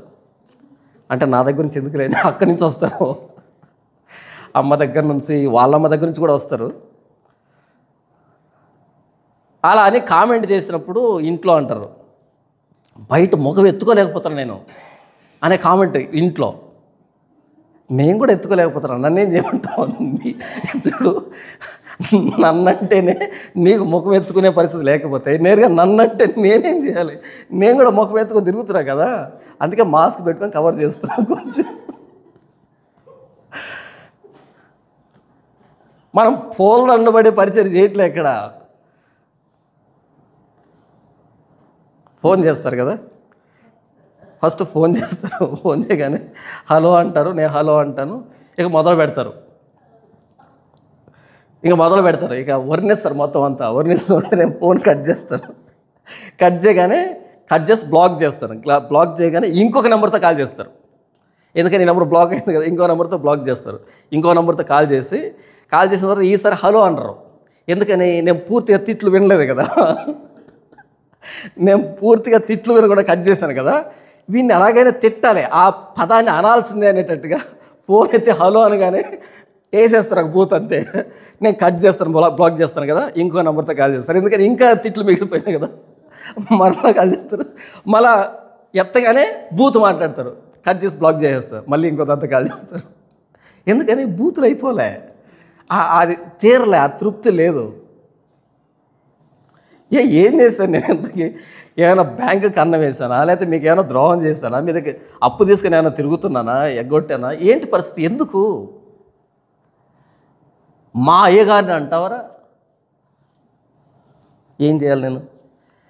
అలా ఏంటంటే ముఖం ఎత్తుకోలేకపోతున్నా బయట అంటే నేను కూడా ఎత్తుకోలేకపోతున్నా. నువ్వు ముఖమే ఎత్తుకోలేకపోతున్నావు, నేను ఫోన్ కూడా ఎత్తలేకపోతున్నా. నిజం, ఫోన్ కూడా ఎత్తలేకపోతున్నాను నేను. నా పరిస్థితి అలాగుంది. మన పోస్టర్ పడగానే పలానా చర్చికి ఈ వ్యక్తి వస్తున్నాడు అనగానే ఆ చర్చి పాస్టర్ ఆ మిగతా పాస్టర్ ఉన్నాడు కదా, వాళ్ళందరికీ శత్రువు అయిపోతాడు అంతే. ఏంటి ఈ వ్యక్తిని పిలిపిస్తున్నావా అని. ఫినిష్ అయిపోయింది. ఆ రోజు నుంచి ఈ వ్యక్తి ఏకాకి ఒక్కడే బ్రతుకుతాడు. ఇక ఎవరు కలవరు ఈ వ్యక్తితో. ఎందుకని జాన్పాలను తీసుకొచ్చాడు. అయిపోయి వాడు బతుకు సర్వనాశనం. వాడిని ఇంకెవరు చూడరు. దానికి తెగించినోడే నన్ను పిలుస్తాడు. అలాగైపోయింది సమాజం. ఏం చేయమంటాను నన్ను? ఎందుకు చెప్పాను ఇదంతా నేను? యెషయా 3 సంవత్సరాలు దిగంబరిగా ఉన్నప్పుడు కుటుంబం కూడా తలెత్తుకోలేదు. ఏమ్మా మీ ఆయన కంటే సిగ్గులేదు, నువ్వేం చెప్పొచ్చు కదా అని అనుంటారా? ఏరా ఇంత పెళ్ళికి ఎదిగారు, మీ నాన్న అలా బట్టలు వేసుకొని తిరుగుతూ ఉంటే ఎలా చూస్తున్నారా, మీరు బలవంతంగానే కట్టొచ్చు కదా అని అనుంటారు పిల్లలతో ఉంటారు. వాళ్ళు ఏం చెప్పుకుంటారు? ఇప్పుడు చెప్పు, యెషయా పిల్లలకి ఎవరు పిల్లలు ఇచ్చుంటారు? యెషయా పిల్లలకి ఎవరు పిల్లని ఇచ్చుంటారా? ఏమో ఎవరు ఇచ్చుంటారో మనకు తెలియదు. కానీ మొత్తానికి నాన్న 3 సంవత్సరాలు బట్టలు లేకుండా దేశం అంతా తిరుగుతూ ఉంటే మీ నాన్న ఎవరు అంటే ఈయనకు పెద్దగా పరిచయం అక్కర్లే. మీ నాన్న ఎవరు అంటే యెషయా అంటే బట్టలు లేకుండా తిరిగిన యెషయా. ఫినిష్, అర్థమైపోతుంది. దేశం అంతా అర్థమైపోతుంది. మంచి పబ్లిసిటీ. ఎలా ఇచ్చుంటారు ఆయనకి? ఆ కుటుంబానికి ఎలా ఇచ్చుంటారు పిల్లల్ని? ఆ కుటుంబం ఎలా తలెత్తుకో ఉంటుంది? కాబట్టి మనం ఏం చేస్తున్నాం అన్నది మనకు తెలియాలి, పక్కనోడు తెలియాల్సిన అక్కర్లేదు. ఎందుకు మనం ఈ పని చేస్తున్నాం, ఎందుకు ఈ పని మనం తలపెట్టాం, ఎందుకు మనల్ని వాళ్ళు తిడుతున్నారని ముందు మన క్లారిటీ ఉండాలి. వాడికి కాదు. వాడికి ఏ క్లారిటీ లేక తిడతాడు. ఎందుకు తిట్టించుకుంటున్నామో మన క్లారిటీ ఉండాలి. ఆ క్లారిటీ ఉన్నప్పుడు సమ్మగా ఉంటుంది. కానీ అనిపిస్తుంది. ఆ క్లారిటీ మిస్ అయిందనుకో బాధపడతాం. నాకే ఎందుకు ఇలా జరుగుతుంది కాదు, నాకు అలా జరగాల్సింది అంతే. నన్ను ఎవరైనా పొగిడారనుకో కొంచెం అనుమానంగా చూస్తారు. ఇంకా మీరు పూర్తిగా చూడలేదేమో వీడియోలని. నన్ను ఎవరైనా పొగిడారనుకో ఫోన్ చేసి కానీ లేకపోతే ఎక్కడైనా పొగిడారనుకో నేను అనుకుంటారు ఇంకా పూర్తిగా తగలలేదేమో, 1-2 చూసి వచ్చాడు ఇక్కడికి, భవిష్యత్తులో తగులుతాయిలే అనిపిస్తుంది. ఎందుకని? నన్ను పొగిడితేనే అనుమానిస్తాను నేను, వీడికి నా గురించి తెలియకే పొగుడుతున్నాడు. ఎవరైనా బూతులు మాట్లాడాడనుకో ఓకే కరెక్ట్గా అర్థమైంది వీడికి మన పరిస్థితి ఏంటో. ఎందుకు అంటే దేవుడు ఇచ్చినటువంటి ఆజ్ఞ, ఇలా నువ్వు చేయాలి, ఇలా నువ్వు బిహేవ్ చేయాలి, ఇలా నువ్వు ప్రవర్తించాలి. ఆయన ఇచ్చిన వాక్యం అలాగుంది, ఆయన ఇచ్చిన పరిచయం ఎలాగుంది. ఎవరేం చేయలేరు దానికి. యెషయా తను ఏం చేసుకోలేడు. ఆయన దిగంబరిగా నడవడం తప్ప ఏం చేయలేడు ఆయన.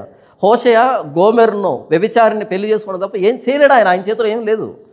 కుటుంబం ఎంత అవమానమైనా సరే ఆయనకి ఇప్పుడు హోషేయ తల్లిదండ్రులు ఉంటారు, వాళ్ళు ఎలా ఫీల్ అయి ఉంటారు? ఒరే నిన్ను ఎలా పెంచావు, నువ్వు వెళ్ళి ఎవరిని పెళ్లి చేసుకున్నావు? నాకు తెలిసిన ఒక కుటుంబం ఉంది. నాన్న తెల్లగుంటాడు, అమ్మ తెల్లగుంటుంది, కొడుకు తెల్లగుంటాడు. ఈ అబ్బాయి కొంచెం నల్లగుండే ఆమెను ప్రేమించాడు, అమ్మాయిని. మరీ నల్లగేం కాదు, కొంచెం చామని చాయ అంటారు కదా, ఆ కలర్ ఇది మన కలరు, ఈ కలర్లో ఉండే అమ్మాయిని ప్రేమించాడు. ప్రేమించగానే బాగుంటుంది, కలగానే ఉంటుంది. ఆ పెళ్ళికి గొడవ ఎంత పెద్ద గొడవ జరుగుతుందంటే, అసలు నువ్వేంట్రా పోయి ఆ నల్ల కుక్కను ప్రేమించావు? ఎవరంట? నాకు వింత అనిపించింది. నల్లగుంటే వాళ్ళు పనికిరా, వాళ్ళని పెళ్లి నల్లగుంటే పెళ్లి చేసుకోకూడదా? అంటే ఇది కూడా ఒక కారణమేనా? నువ్వు ఇంత తెల్లగుంటా పోయి నల్లవిని పెళ్లి చేసుకుంటావా అని గొడవ చేస్తే అప్పుడు అర్థమైంది, ఓహో ఇలా కూడా ఉంటారు మనుషులు అని. నేనేం చెప్తున్నాను అంటే, ఇలా తెల్లగుండేవాడు నల్లగా ఉండే అమ్మాయిని పెళ్లి చేసుకుంటేనే ఇంత పెద్ద గొడవ చేసేటువంటి ఈ రోజుల్లో ఏకంగా వీళ్ళు క్యారెక్టర్ లేని ఆవిడ్ని పెళ్లి చేస్తున్నాడు. సరేలే నువ్వు ఎలా బ్రతికితే బ్రతికావు కానీ ఇక మీద నుంచి మంచిగా బ్రతుకనే డైలాగ్ వేస్తారు కొంతమంది. పెళ్ళైన కొత్తలో మాట్లాడుకుంటారా, నువ్వేం చేసేది చెప్పు, నేనేం చేసేది, మొత్తం అంతా మాట్లాడుకున్న తర్వాత సరే ఇంతవరకు జరిగిపోయింది, ఇక మీదట ఓకే నాతో బాగుంటావా ప్రామిస్ చేసి అప్పటి నుంచి కంటిన్యూ చేస్తారు. ఇక్కడ ప్రామిస్లో పిండాకులు లేవు. ఒకవేళ హోషి అడిగాడు అనుకో, ఇక మీదట బాగుంటావా అంటే అస్సలు బాగుండను అంటుంది ఆవిడ. అలా అయితే నేను పెళ్లి చేసుకోనంటే నేను అడిగానా అంటది. ఇక మీదట బాగుంటావా అంటే అస్సలు బాగోను అంటది. అయితే నేను పెళ్లి చేసుకుని పో అంటాడా? ఒకవేళ అన్నాడు అనుకో, అయితే నేను పెళ్లి చేసుకుని పో అంటే అసలు నేను అడిగానా పెళ్లి చేసుకోమని అన్నట్టది ఈవిడ. అంత ఈయనే పాపం బలవంతంగా పెళ్లి చేసుకున్నాడు. ఈయనే సర్దుకోవాలి, ఈయనే అడ్జస్ట్ కావాలి. హోషేయ కుటుంబం, హోషేయ మనసు, హోషేయ జీవితం, హోషేయ చుట్టుపక్కల పరిస్థితులు ఎలా ఉండి ఉంటాయని కనీసం ఇమాజినేషన్ కూడా మనకు అందవు. కానీ ఆయన ప్రవక్త. యెషయా కుటుంబం కానీ, యెషయా మనసు కానీ, యెషయా చుట్టుపక్కల పరిస్థితులు కానీ ఎలా ఉంటాయి అన్నది మనకు అందవు కనీసం. కానీ ఆయన గొప్ప ప్రవక్త. ఇప్పుడు ఇంకొక ఆయన చూపెడతాను చూడండి. యెహెజ్కేలు గ్రంథము 4వ అధ్యాయం. ఇందులో యెహెజ్కేలుతో దేవుడు చెప్పినటువంటి ఆ మాటలు మీరు చూస్తే 4వ అధ్యాయము, యెహెజ్కేలు గ్రంథం 4వ అధ్యాయము 4 నుంచి 6 వచనాలు దేవుడు ఒక మాట చెప్తున్నాడు చూడండి. మరియు నీ ఎడం పక్కన పండుకొని ఉండి ఇశ్రాయేలు వారి దోషమును దాని మీద మోపవలెను. ఎన్ని దినములు నీవు ఆ తట్టు పండుకొందువో అన్ని దినములు నీవు వారి దోషం భరింతువు. ఇశ్రాయేలు వారి దోషం నీవు భరించినట్టుగా వారు దోషం చేసిన సంవత్సరం లెక్క చొప్పున నీకు 390 దినములు నిర్ణయించి ఉన్నాను. ఆ దినములు గడిచిన తర్వాత కుడి పక్కన పండుకొని ఉండి 40 దినములు యూదావారి దోషం భరింపవలను. సంవత్సరం ఒకటింటికి ఒక దినము చొప్పున నేను నిర్ణయించి ఉన్నాను.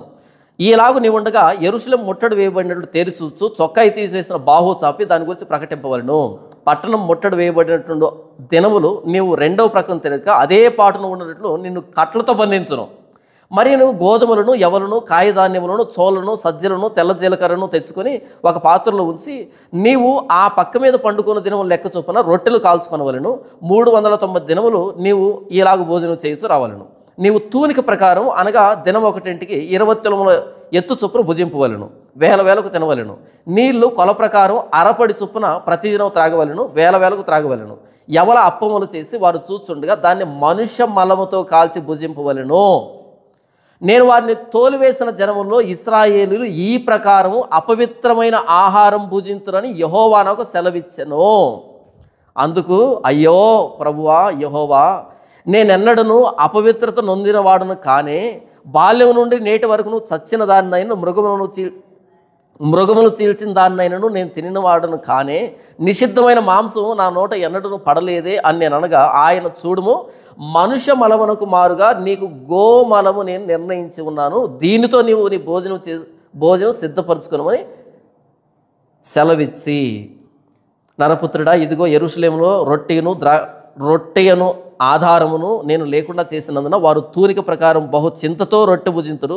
నీళ్లు కొల చొప్పున త్రాగుతూ విస్మయం పొందుదురు. అన్నపానం లేకపోయినందున వారు శ్రమ పొంది విభ్రాంతిపడి ఒకరినొకడు చూస్తూ తాము కలుగు చేసుకున్న దోషం వలన నశించిపోదురు. మనం యెహెజ్కేలు గ్రంథాన్ని ధ్యానించేటప్పుడు చెప్పాను దీని గురించి పూర్తిగా. ఇక్కడ ఏమన్నా అంటే దేవుడు ఇశ్రాయేలు చేసిన దోషం ప్రకారం వాళ్ళు ఎన్ని సంవత్సరాలు దోషం చేస్తారు? 390 సంవత్సరాలు. కాబట్టి సంవత్సరానికి ఒక్కరోజు చొప్పున వాళ్ళు దోషం చేస్తే ఈయనకేంటి? వాళ్ళు దోషం చేసిన సంవత్సరాల చొప్పున నీకు 390 రోజులు నిర్ణయించాను. ఆ 390 రోజులు ఎలా పడుకోవాలి? ఎడం పక్క పడుకోవాలి. ఎలా పడుకోవాలంట?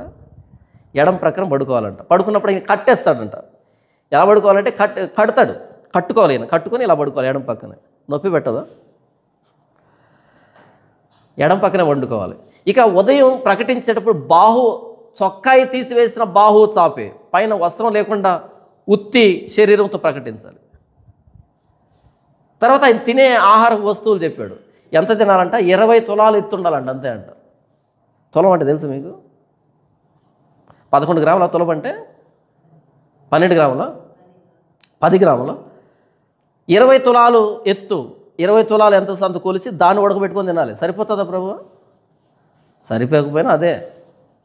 నీళ్ళు అరపడి. నీళ్ళు ఎన్ని తాగాలి? కడుపు నిండా తాగకూడదంట. ఎన్ని తాగాలంట? అరపడి. అంతే. దప్పిక తీరినా తిరగమని. దప్పిక తీరుతుందంటవా? కనీసం నీళ్ళైనా కడుపు నిండా తాగితే కొంచెం అన్నది తిని ఫుల్గా నీళ్ళు తాగితే కడుపు నిండుతుంది. అలా కాదంట. అది అంతేనంట, ఇది అంతేనంట. ఎన్ని సంవత్సరాలు ప్రభువా? ఎన్ని రోజులు ప్రభువా అంటే 390 రోజులు. 360 రోజులు ఒక సంవత్సరం కదా. సంవత్సరం పైబడి సంవత్సరం అంటే 13 సంవత్సరం 13 నెలల 13 నెలలు 13 మూల 39 కదా. అంటే 13 నెలలు ఇలాగే పండుకునేది. ఎలా పడుకోవాలి? రాత్రి వస్తే కట్టేయించుకోవాలి. తన భార్య చేతను అడిగి ఇలా మొత్తం కడుతుంది. కట్టిన తర్వాత ఎడం పక్కన దొరిలించాలి. ఎడం పక్కనే పడుకోవాలి. ఎంత వింతది! ఎలా చేశాడు ఆయన? నొప్పి పెట్టదా? ఇబ్బంది అనిపించదు. ఇలా దొరికేదానికి లేదు. దొర్లుతాడని నిద్ర మత్తులో కట్టేయించుకోవాలి. అది అంటాడు చూడండి అక్కడ, 8వ వచనం, పట్టణం ముట్టడి వేయబడినట్లుండు దినములు నీవు రెండవ ప్రక్కను తిరగక అదే పాటున ఉండునట్లు నిన్ను కట్లతో బంధించును. నువ్వు ఇలా తిరగకుండా ఉండేదానికి కట్లతో బంధిస్తాను నిన్ను. ఆయన బంధించినట్టుగా సూచనగా భార్య బంధిస్తే ఇలా పండుకుంటాడు ఎడమ వైపు. 390 రోజులు, 13 నెలలు. భోజనం సరిపోయినంత లేదు, నీళ్ళు తగినన్ని లేవు. ఇకపోతే ఆ భోజనాన్ని ఎలా వండుకోవాలంట? మనుష్య మలముతో వండుకోవాలి. మనం పేడ పిడకలు పెట్టి పాలు కాంచుతూ ఉంటామే, భోజనం వండుతుంటాం పేడ పిడకలు పెట్టి. అలా మనుష్య మలంతో కాల్చుకోవాలంటే దేశంలో గడ్డి కూడా దొరకదని అర్థం. దేశంలో గడ్డి కూడా దొరకని పరిస్థితులు వస్తాయి. అప్పుడు కాల్చుకోవాలంటే వేరే ఆప్షన్ ఏముంటుంది? నా చిన్నతనంలో పశువులు వేపుకునేదానికి వెళ్ళేవాళ్ళు కొంతమంది, వాళ్ళు చెప్తుంటే విన్నాను. మరి మీకు ఆ ఎక్స్పీరియన్స్ ఉందో లేదో తెలియదు కానీ, పశువులు వేపుకోవడానికి వెళ్ళినప్పుడు అక్కడ ఏదైనా చెట్టు మీదనో నేల మీదనో పక్షి గుడ్లు కనపడితే ఆ గుడ్లు ఉడకబెట్టుకునే వాళ్ళంట వీళ్ళు. ఎలా ఉడకబెట్టుకునే వాళ్ళంటే, పేడ వేస్తుంది కదా, గేదో ఆవో పేడ వేస్తుంది కదా, ఆ పేడ తీసి ఆ గుడ్డు చుట్టూ చుట్టి, ఇంతమంది గుడ్డు చుట్టూ చుట్టి అగ్గిపుల్ల వేసి మంటేస్తే ఆ పేడ వేడై కాలి కాలి కాలి కాలి అది నెర్రజీలినప్పుడు అప్పుడు తీసి ఆ గుడ్డు నొలుచుకొని తినేవాళ్ళంట. నేను అనే ఒరే అది ఆ పేడ ఎలాగా అంటే ఇంకా వేరే ఆప్షన్ లేదు కదా. ఏమి పశువులు వేపుకోవడానికి వెళ్ళేవాళ్ళు గ్యాస్ పట్టుకుని వెళ్తారా? గ్యాస్ స్టవ్ లేదు. అర్థమైందా? ఇప్పటికీ పల్లెటూర్లలో ఈ పాలు పొంగించుకునేది ఎలా పొంగిస్తారు? పేడ పిడకలతోనే పొంగిస్తారు కదా. ఎప్పుడు పేడ పిడకలు బదులుగా మనుష్య మలముతో కాల్చే పరిస్థితి వస్తుందంటే, గడ్డి అనేది లేనప్పుడు, కట్టెలు అనేటివి లేనప్పుడు, అంత కరువు వచ్చినప్పుడు, వేరే దారి లేనప్పుడు, దేశం కానీ దేశంలోకి వెళ్ళినప్పుడు, ఏ చుట్టుపక్కల వనరు కనిపించినప్పుడు కనిపించిన దాంతో ఏదో ఒకటి చేసుకోవాలి. అంతెందుకు మనం 2వ రాజుల గ్రంథంలో అప్పుడు గాడిద తల 80 రూపాయలంట, అరపావు పావురపు రెట్ట 5 రూపాయలంట. పావురపు రెట్ట దేనికి? పావురపు రెట్టే అరపావు 5 రూపాయలు అమ్మితే మరి పావురం ఎంత? ఎందుకు ఆ రెట్ట అని వెదిగితే వచ్చిన ఆన్సర్ ఏంటంటే, కొంచెం ఉప్పుగా ఉంటుందంట, ఉప్పు బదులు రెట్ట వేసుకునే వాళ్ళంట. అంటే అంతగా దేశం ముట్టడి వేయబడింది. దేశం ముట్టడి వేయబడితే తినేదానికి లేవు. ఆ తినేదాంట్లో ఉప్పదనం లేదు. అది పావురపు రెట్టని చూసే పరిస్థితి లేదు. అది కూడా 5 రూపాయలు పెట్టి కొనుక్కునే పరిస్థితి. అది కూడా ఇంత కాదు, అరపావు. ఎంత కరువు వచ్చింది అనే దానికి మనం మీరు చూసారా? ఎర్ర సైన్యం అని ఒక సినిమా ఉండేది అప్పట్లో, పాత రోజుల్లో సినిమా ఎర్ర సైన్యం అని ఒకటి ఉండేది, చూసారా? ఆ ఎర్ర సైన్యంలో వాళ్ళు నక్సలైట్లు ఉంటారు కదా, అందులో ఒకడికి దప్పిక అవుతుంది, చావు బ్రతుకులో ఉంటాడు. నాకు కొంచెం గుర్తుంది, ఆ కొంచెంలో చెప్తున్నాను నేను. అప్పుడు వాడికి ఏం దాపిస్తారు? మూత్రం పోసి దాన్ని తాపిస్తారు వాడికి. ఎందుకంటే అడవిలో నీళ్ళు లేవు, ఇక చనిపోతాడు. కనీసం ఇంకో దగ్గరికి వెళ్ళేటప్పటికి వీడు బ్రతికుండాలి అంటే మూత్రం పోసి వాడిని బ్రతికించుకుంటారు. ఇప్పుడు మనం చిచ్చి ఏంటి మూత్రం అంటే కండిషన్, అడే బిజలే వాటర్ పక్కన పెట్టుకుని మూత్రం తాగలే, ఇక బ్రతుకులేదు, వాడికి అయిపోయింది, ఎండింగ్ అయిపోయింది. అలాంటప్పుడు అది ఏమైతే ఏంటి అనేటట్టుగా తాగాడు. అంత గడ్డు పరిస్థితి, అది దాని అర్థం. మీకు అర్థమైంది కదా? ఇప్పుడు అడవికి వెళ్తారు, అడవికి వెళ్ళినప్పుడు అడవిలో దారి మిస్ అయిపోయింది అనుకో, తాగేదానికి నీళ్ళు ఉండవు. అప్పుడు ఏమవుతాయి? ఎక్కడో ఒక బండ ఉంటుంది, ఆ బండ మీద చిన్న గొంతు ఉంటుంది, ఆ గొంతులో నీళ్ళు ఉంటాయి. ఏ కలర్లో ఉంటాయి?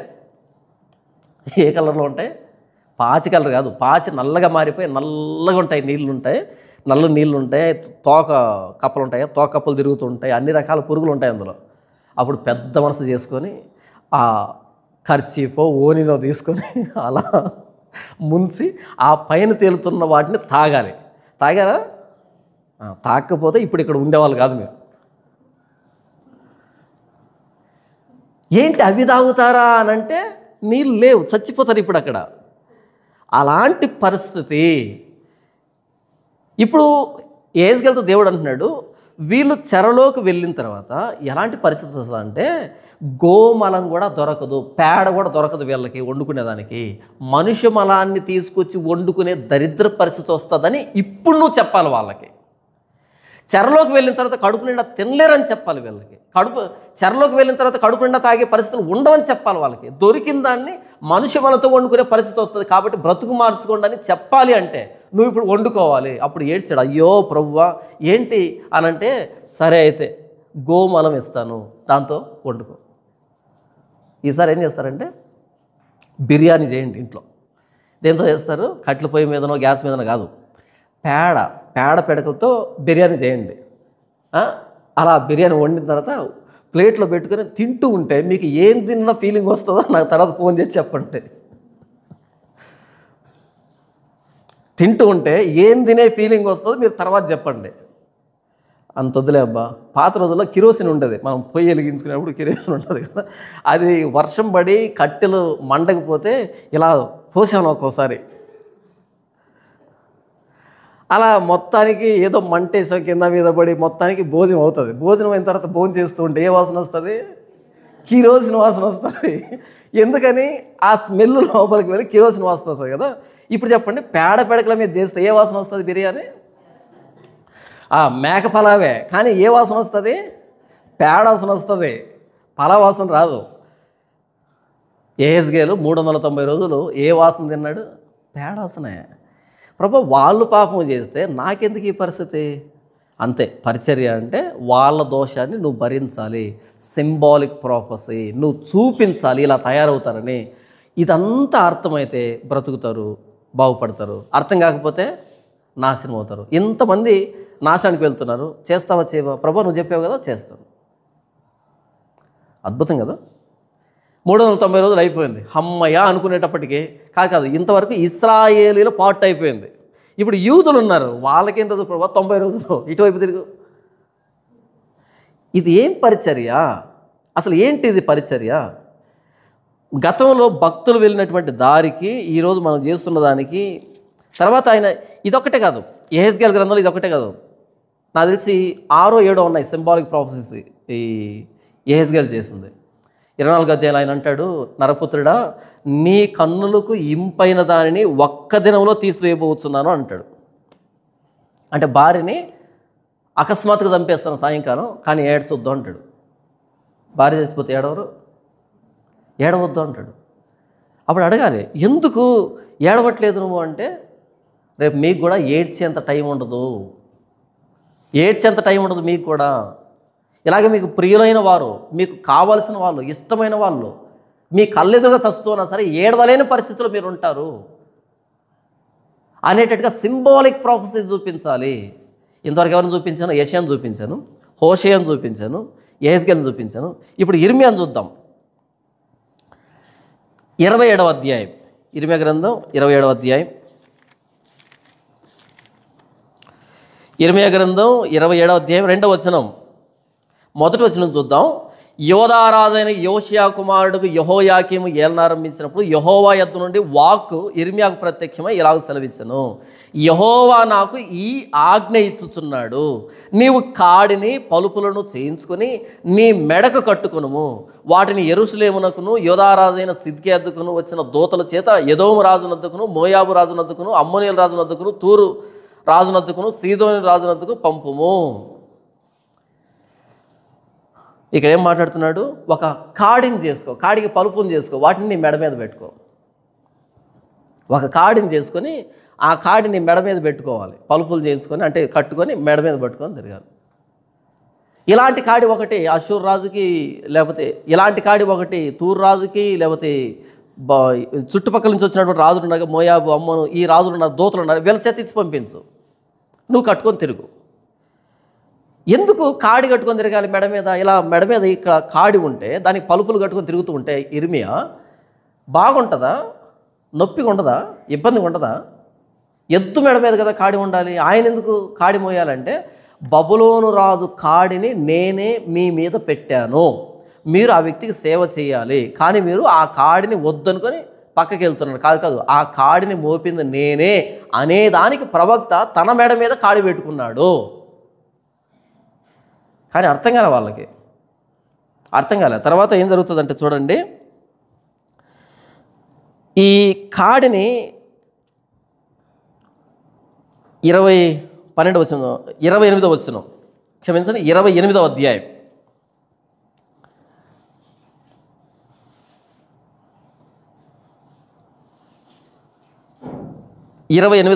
12వ వచనం. ప్రవక్త అయిన హనన్య ప్రవక్త అయిన ఇర్మియా మెడ మీద ఉన్న కాడిని విరిచిన తర్వాత యెహోవా వాక్కు ఇర్మియాకు ప్రత్యక్షమై ఇలాగ సెలవిచ్చును, నీవు పోయి హనన్యాతో ఇట్లనము, యెహోవా ఇలాగ సెలవిచ్చుచున్నాడు, నీవు కొయ్య కాడిని విరిచితివే, దానికి ప్రతిగా ఇనుప కాడిని చేయించవలెను. ఎప్పుడైతే ఇర్మియా ఇలా కాడి పెట్టుకొని తిరిగి ప్రవచిస్తున్నాడో, మీరు బబులోను రాజుకు దాస్యం చేయాలి, ఆయన కాడిని ఎత్తుకోవాలి అని చెప్తున్నాడు. హనన్య అనే ఒక దొంగ ప్రవక్త వచ్చి ఇర్మియా మెడ మీద ఉన్న కాడిని విరగొట్టాడు. ఇలా పగలు కొట్టేశాడు, కాడిని అంత విరగొట్టేశాడు. ఎంత నొప్పి అనిపించుంటుంది. అలా పగలు కొట్టన్నాడు, దేవుడు నాకు చెప్పాడు ఈ కాడిని విరగొడుతున్నా అని చెప్పాడు.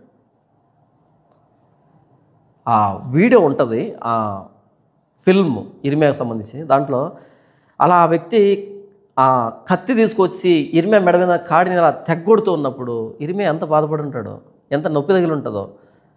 అలా విరగొట్టి దేవుడు నాకు చెప్పాడు, నీకేం చెప్పాడు, కాడి ఎత్తుకోమని. నాకేం చెప్పాడు, కాడిని విరగొట్టమని. దేవుడు ఇలా విరగొట్టబోతున్నాడు అని చెప్పగానే మరలా యెహోవాకు ప్రత్యక్షమే అన్నాడు, హనన్య విరగొట్టిన కాడికి ప్రతిగా ఇనుప కాడిని తీసి మరలా మెడ మీద పెట్టుకో అని చెప్పాడు దేవుడు. పెరిగిందా తగ్గిందా తీవ్రత? పెరిగింది. మరలా ఇనుప కాడిని పెట్టుకొని తిరగాలి. ఈసారి విరగొట్టేదానికి లేదు. ఎందుకు ఇర్మియా కాడిని మోయాలి? ఎందుకు ఇర్మియా కాడిని మోయాలి? ఇది సింబాలిక్ ప్రాఫెసీ.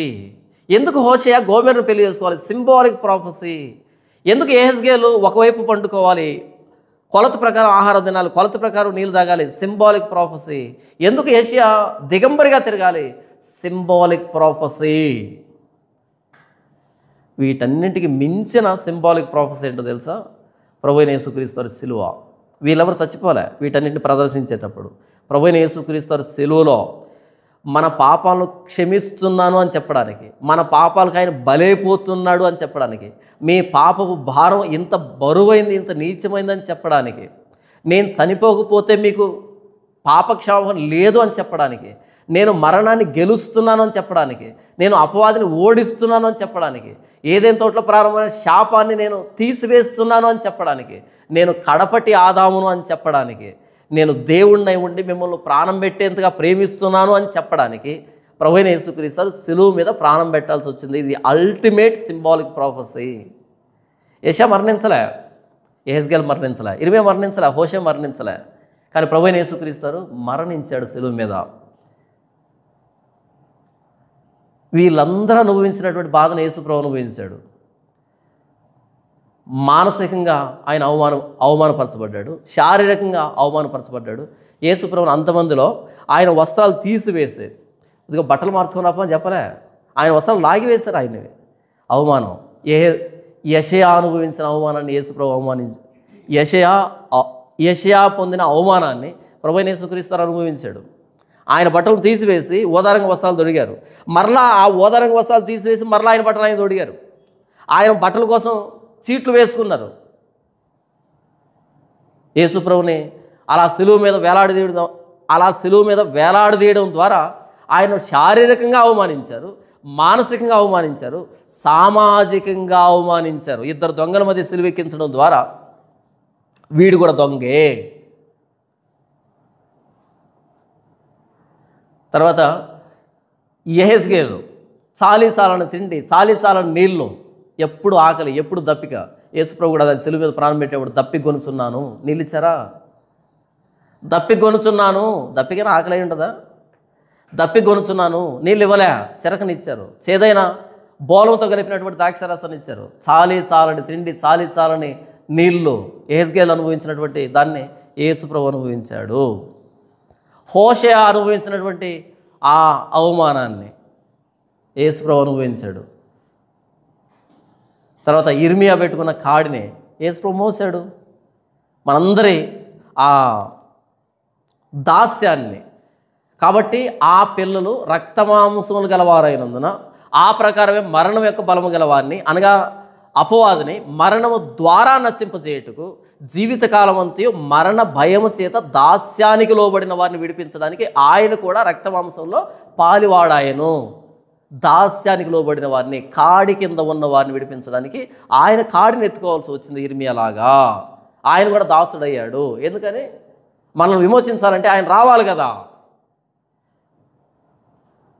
ప్రవక్తలు చూపించిన సింబాలిక్ ప్రాఫెసీ ఏదైతే ఉందో దానికి అల్టిమేట్ ఫుల్ఫిల్మెంట్ ప్రభువైన యేసుక్రీస్తు వారి సిలువ. దీని గురించి హెబ్రీ గ్రంథకర్త ఎంత అద్భుతంగా మాట్లాడాడు చూద్దాం, చూసి ముగించుకుందాం. హెబ్రీలు రాసిన పత్రిక 12వ అధ్యాయం. హెబ్రీలకు రాసిన పత్రిక 12వ అధ్యాయము 1వ వచనం నుంచి, ఇంత గొప్ప సాక్షి సమూహం మేఘం వలె మనల్ని ఆవరించి ఉన్నందున మనము కూడా ప్రతి భారమును సులువుగా చిక్కులు పెట్టు పాపమును విడిచిపెట్టి విశ్వాసమునకు కర్తయు దానిని కొనసాగించువాడైన యేసు వైపు చూచుతూ మన ఎదుట ఉంచబడిన పందెములో ఓపికతో పరిగెత్తుదుము.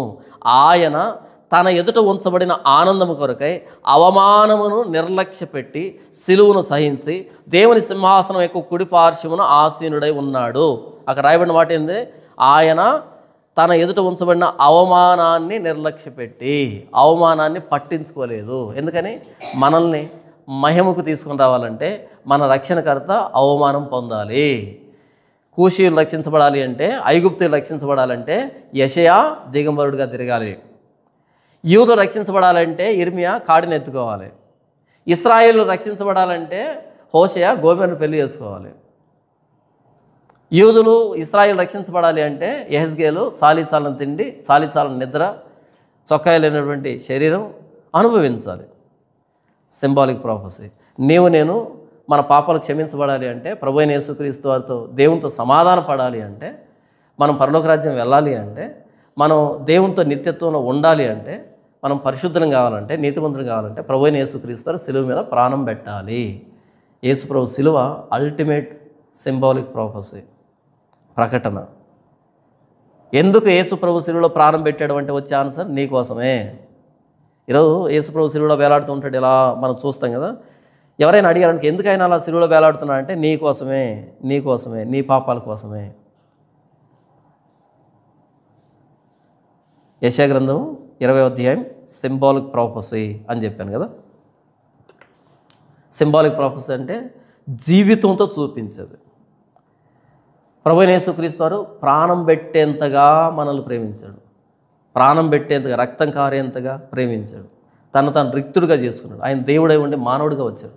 తను రిక్తుడిగా చేసుకున్నాడు. పునరుద్ధానం సింబాలిక్ ప్రాఫెసీ. సమాధి తెరవబడింది. ఇదంతా మన కోసం జరిగింది. ఆ రోజు కూషీయులు తప్పించబడలే, ఐగుప్తీయులు తప్పించబడలే, యెషయా 3 సంవత్సరాలు తిరిగినప్పటికీ. కానీ ప్రభువైన యేసుక్రీస్తు 3 రోజులు సమాధిలో ఉండి బయటికి రావడం ద్వారా ఈరోజు ప్రపంచం ఆయన పాదాల దగ్గరికి వస్తుంది, ఆయన సిలువ దగ్గరికి వస్తుంది. నేను అలాగే వచ్చాం. మనం రక్షించబడుతున్న యేసు ప్రభు శిక్షించబడిన విధానాన్ని బట్టి ఆయన మరణించాడు, మనం జీవాన్ని పొందుకున్నాం.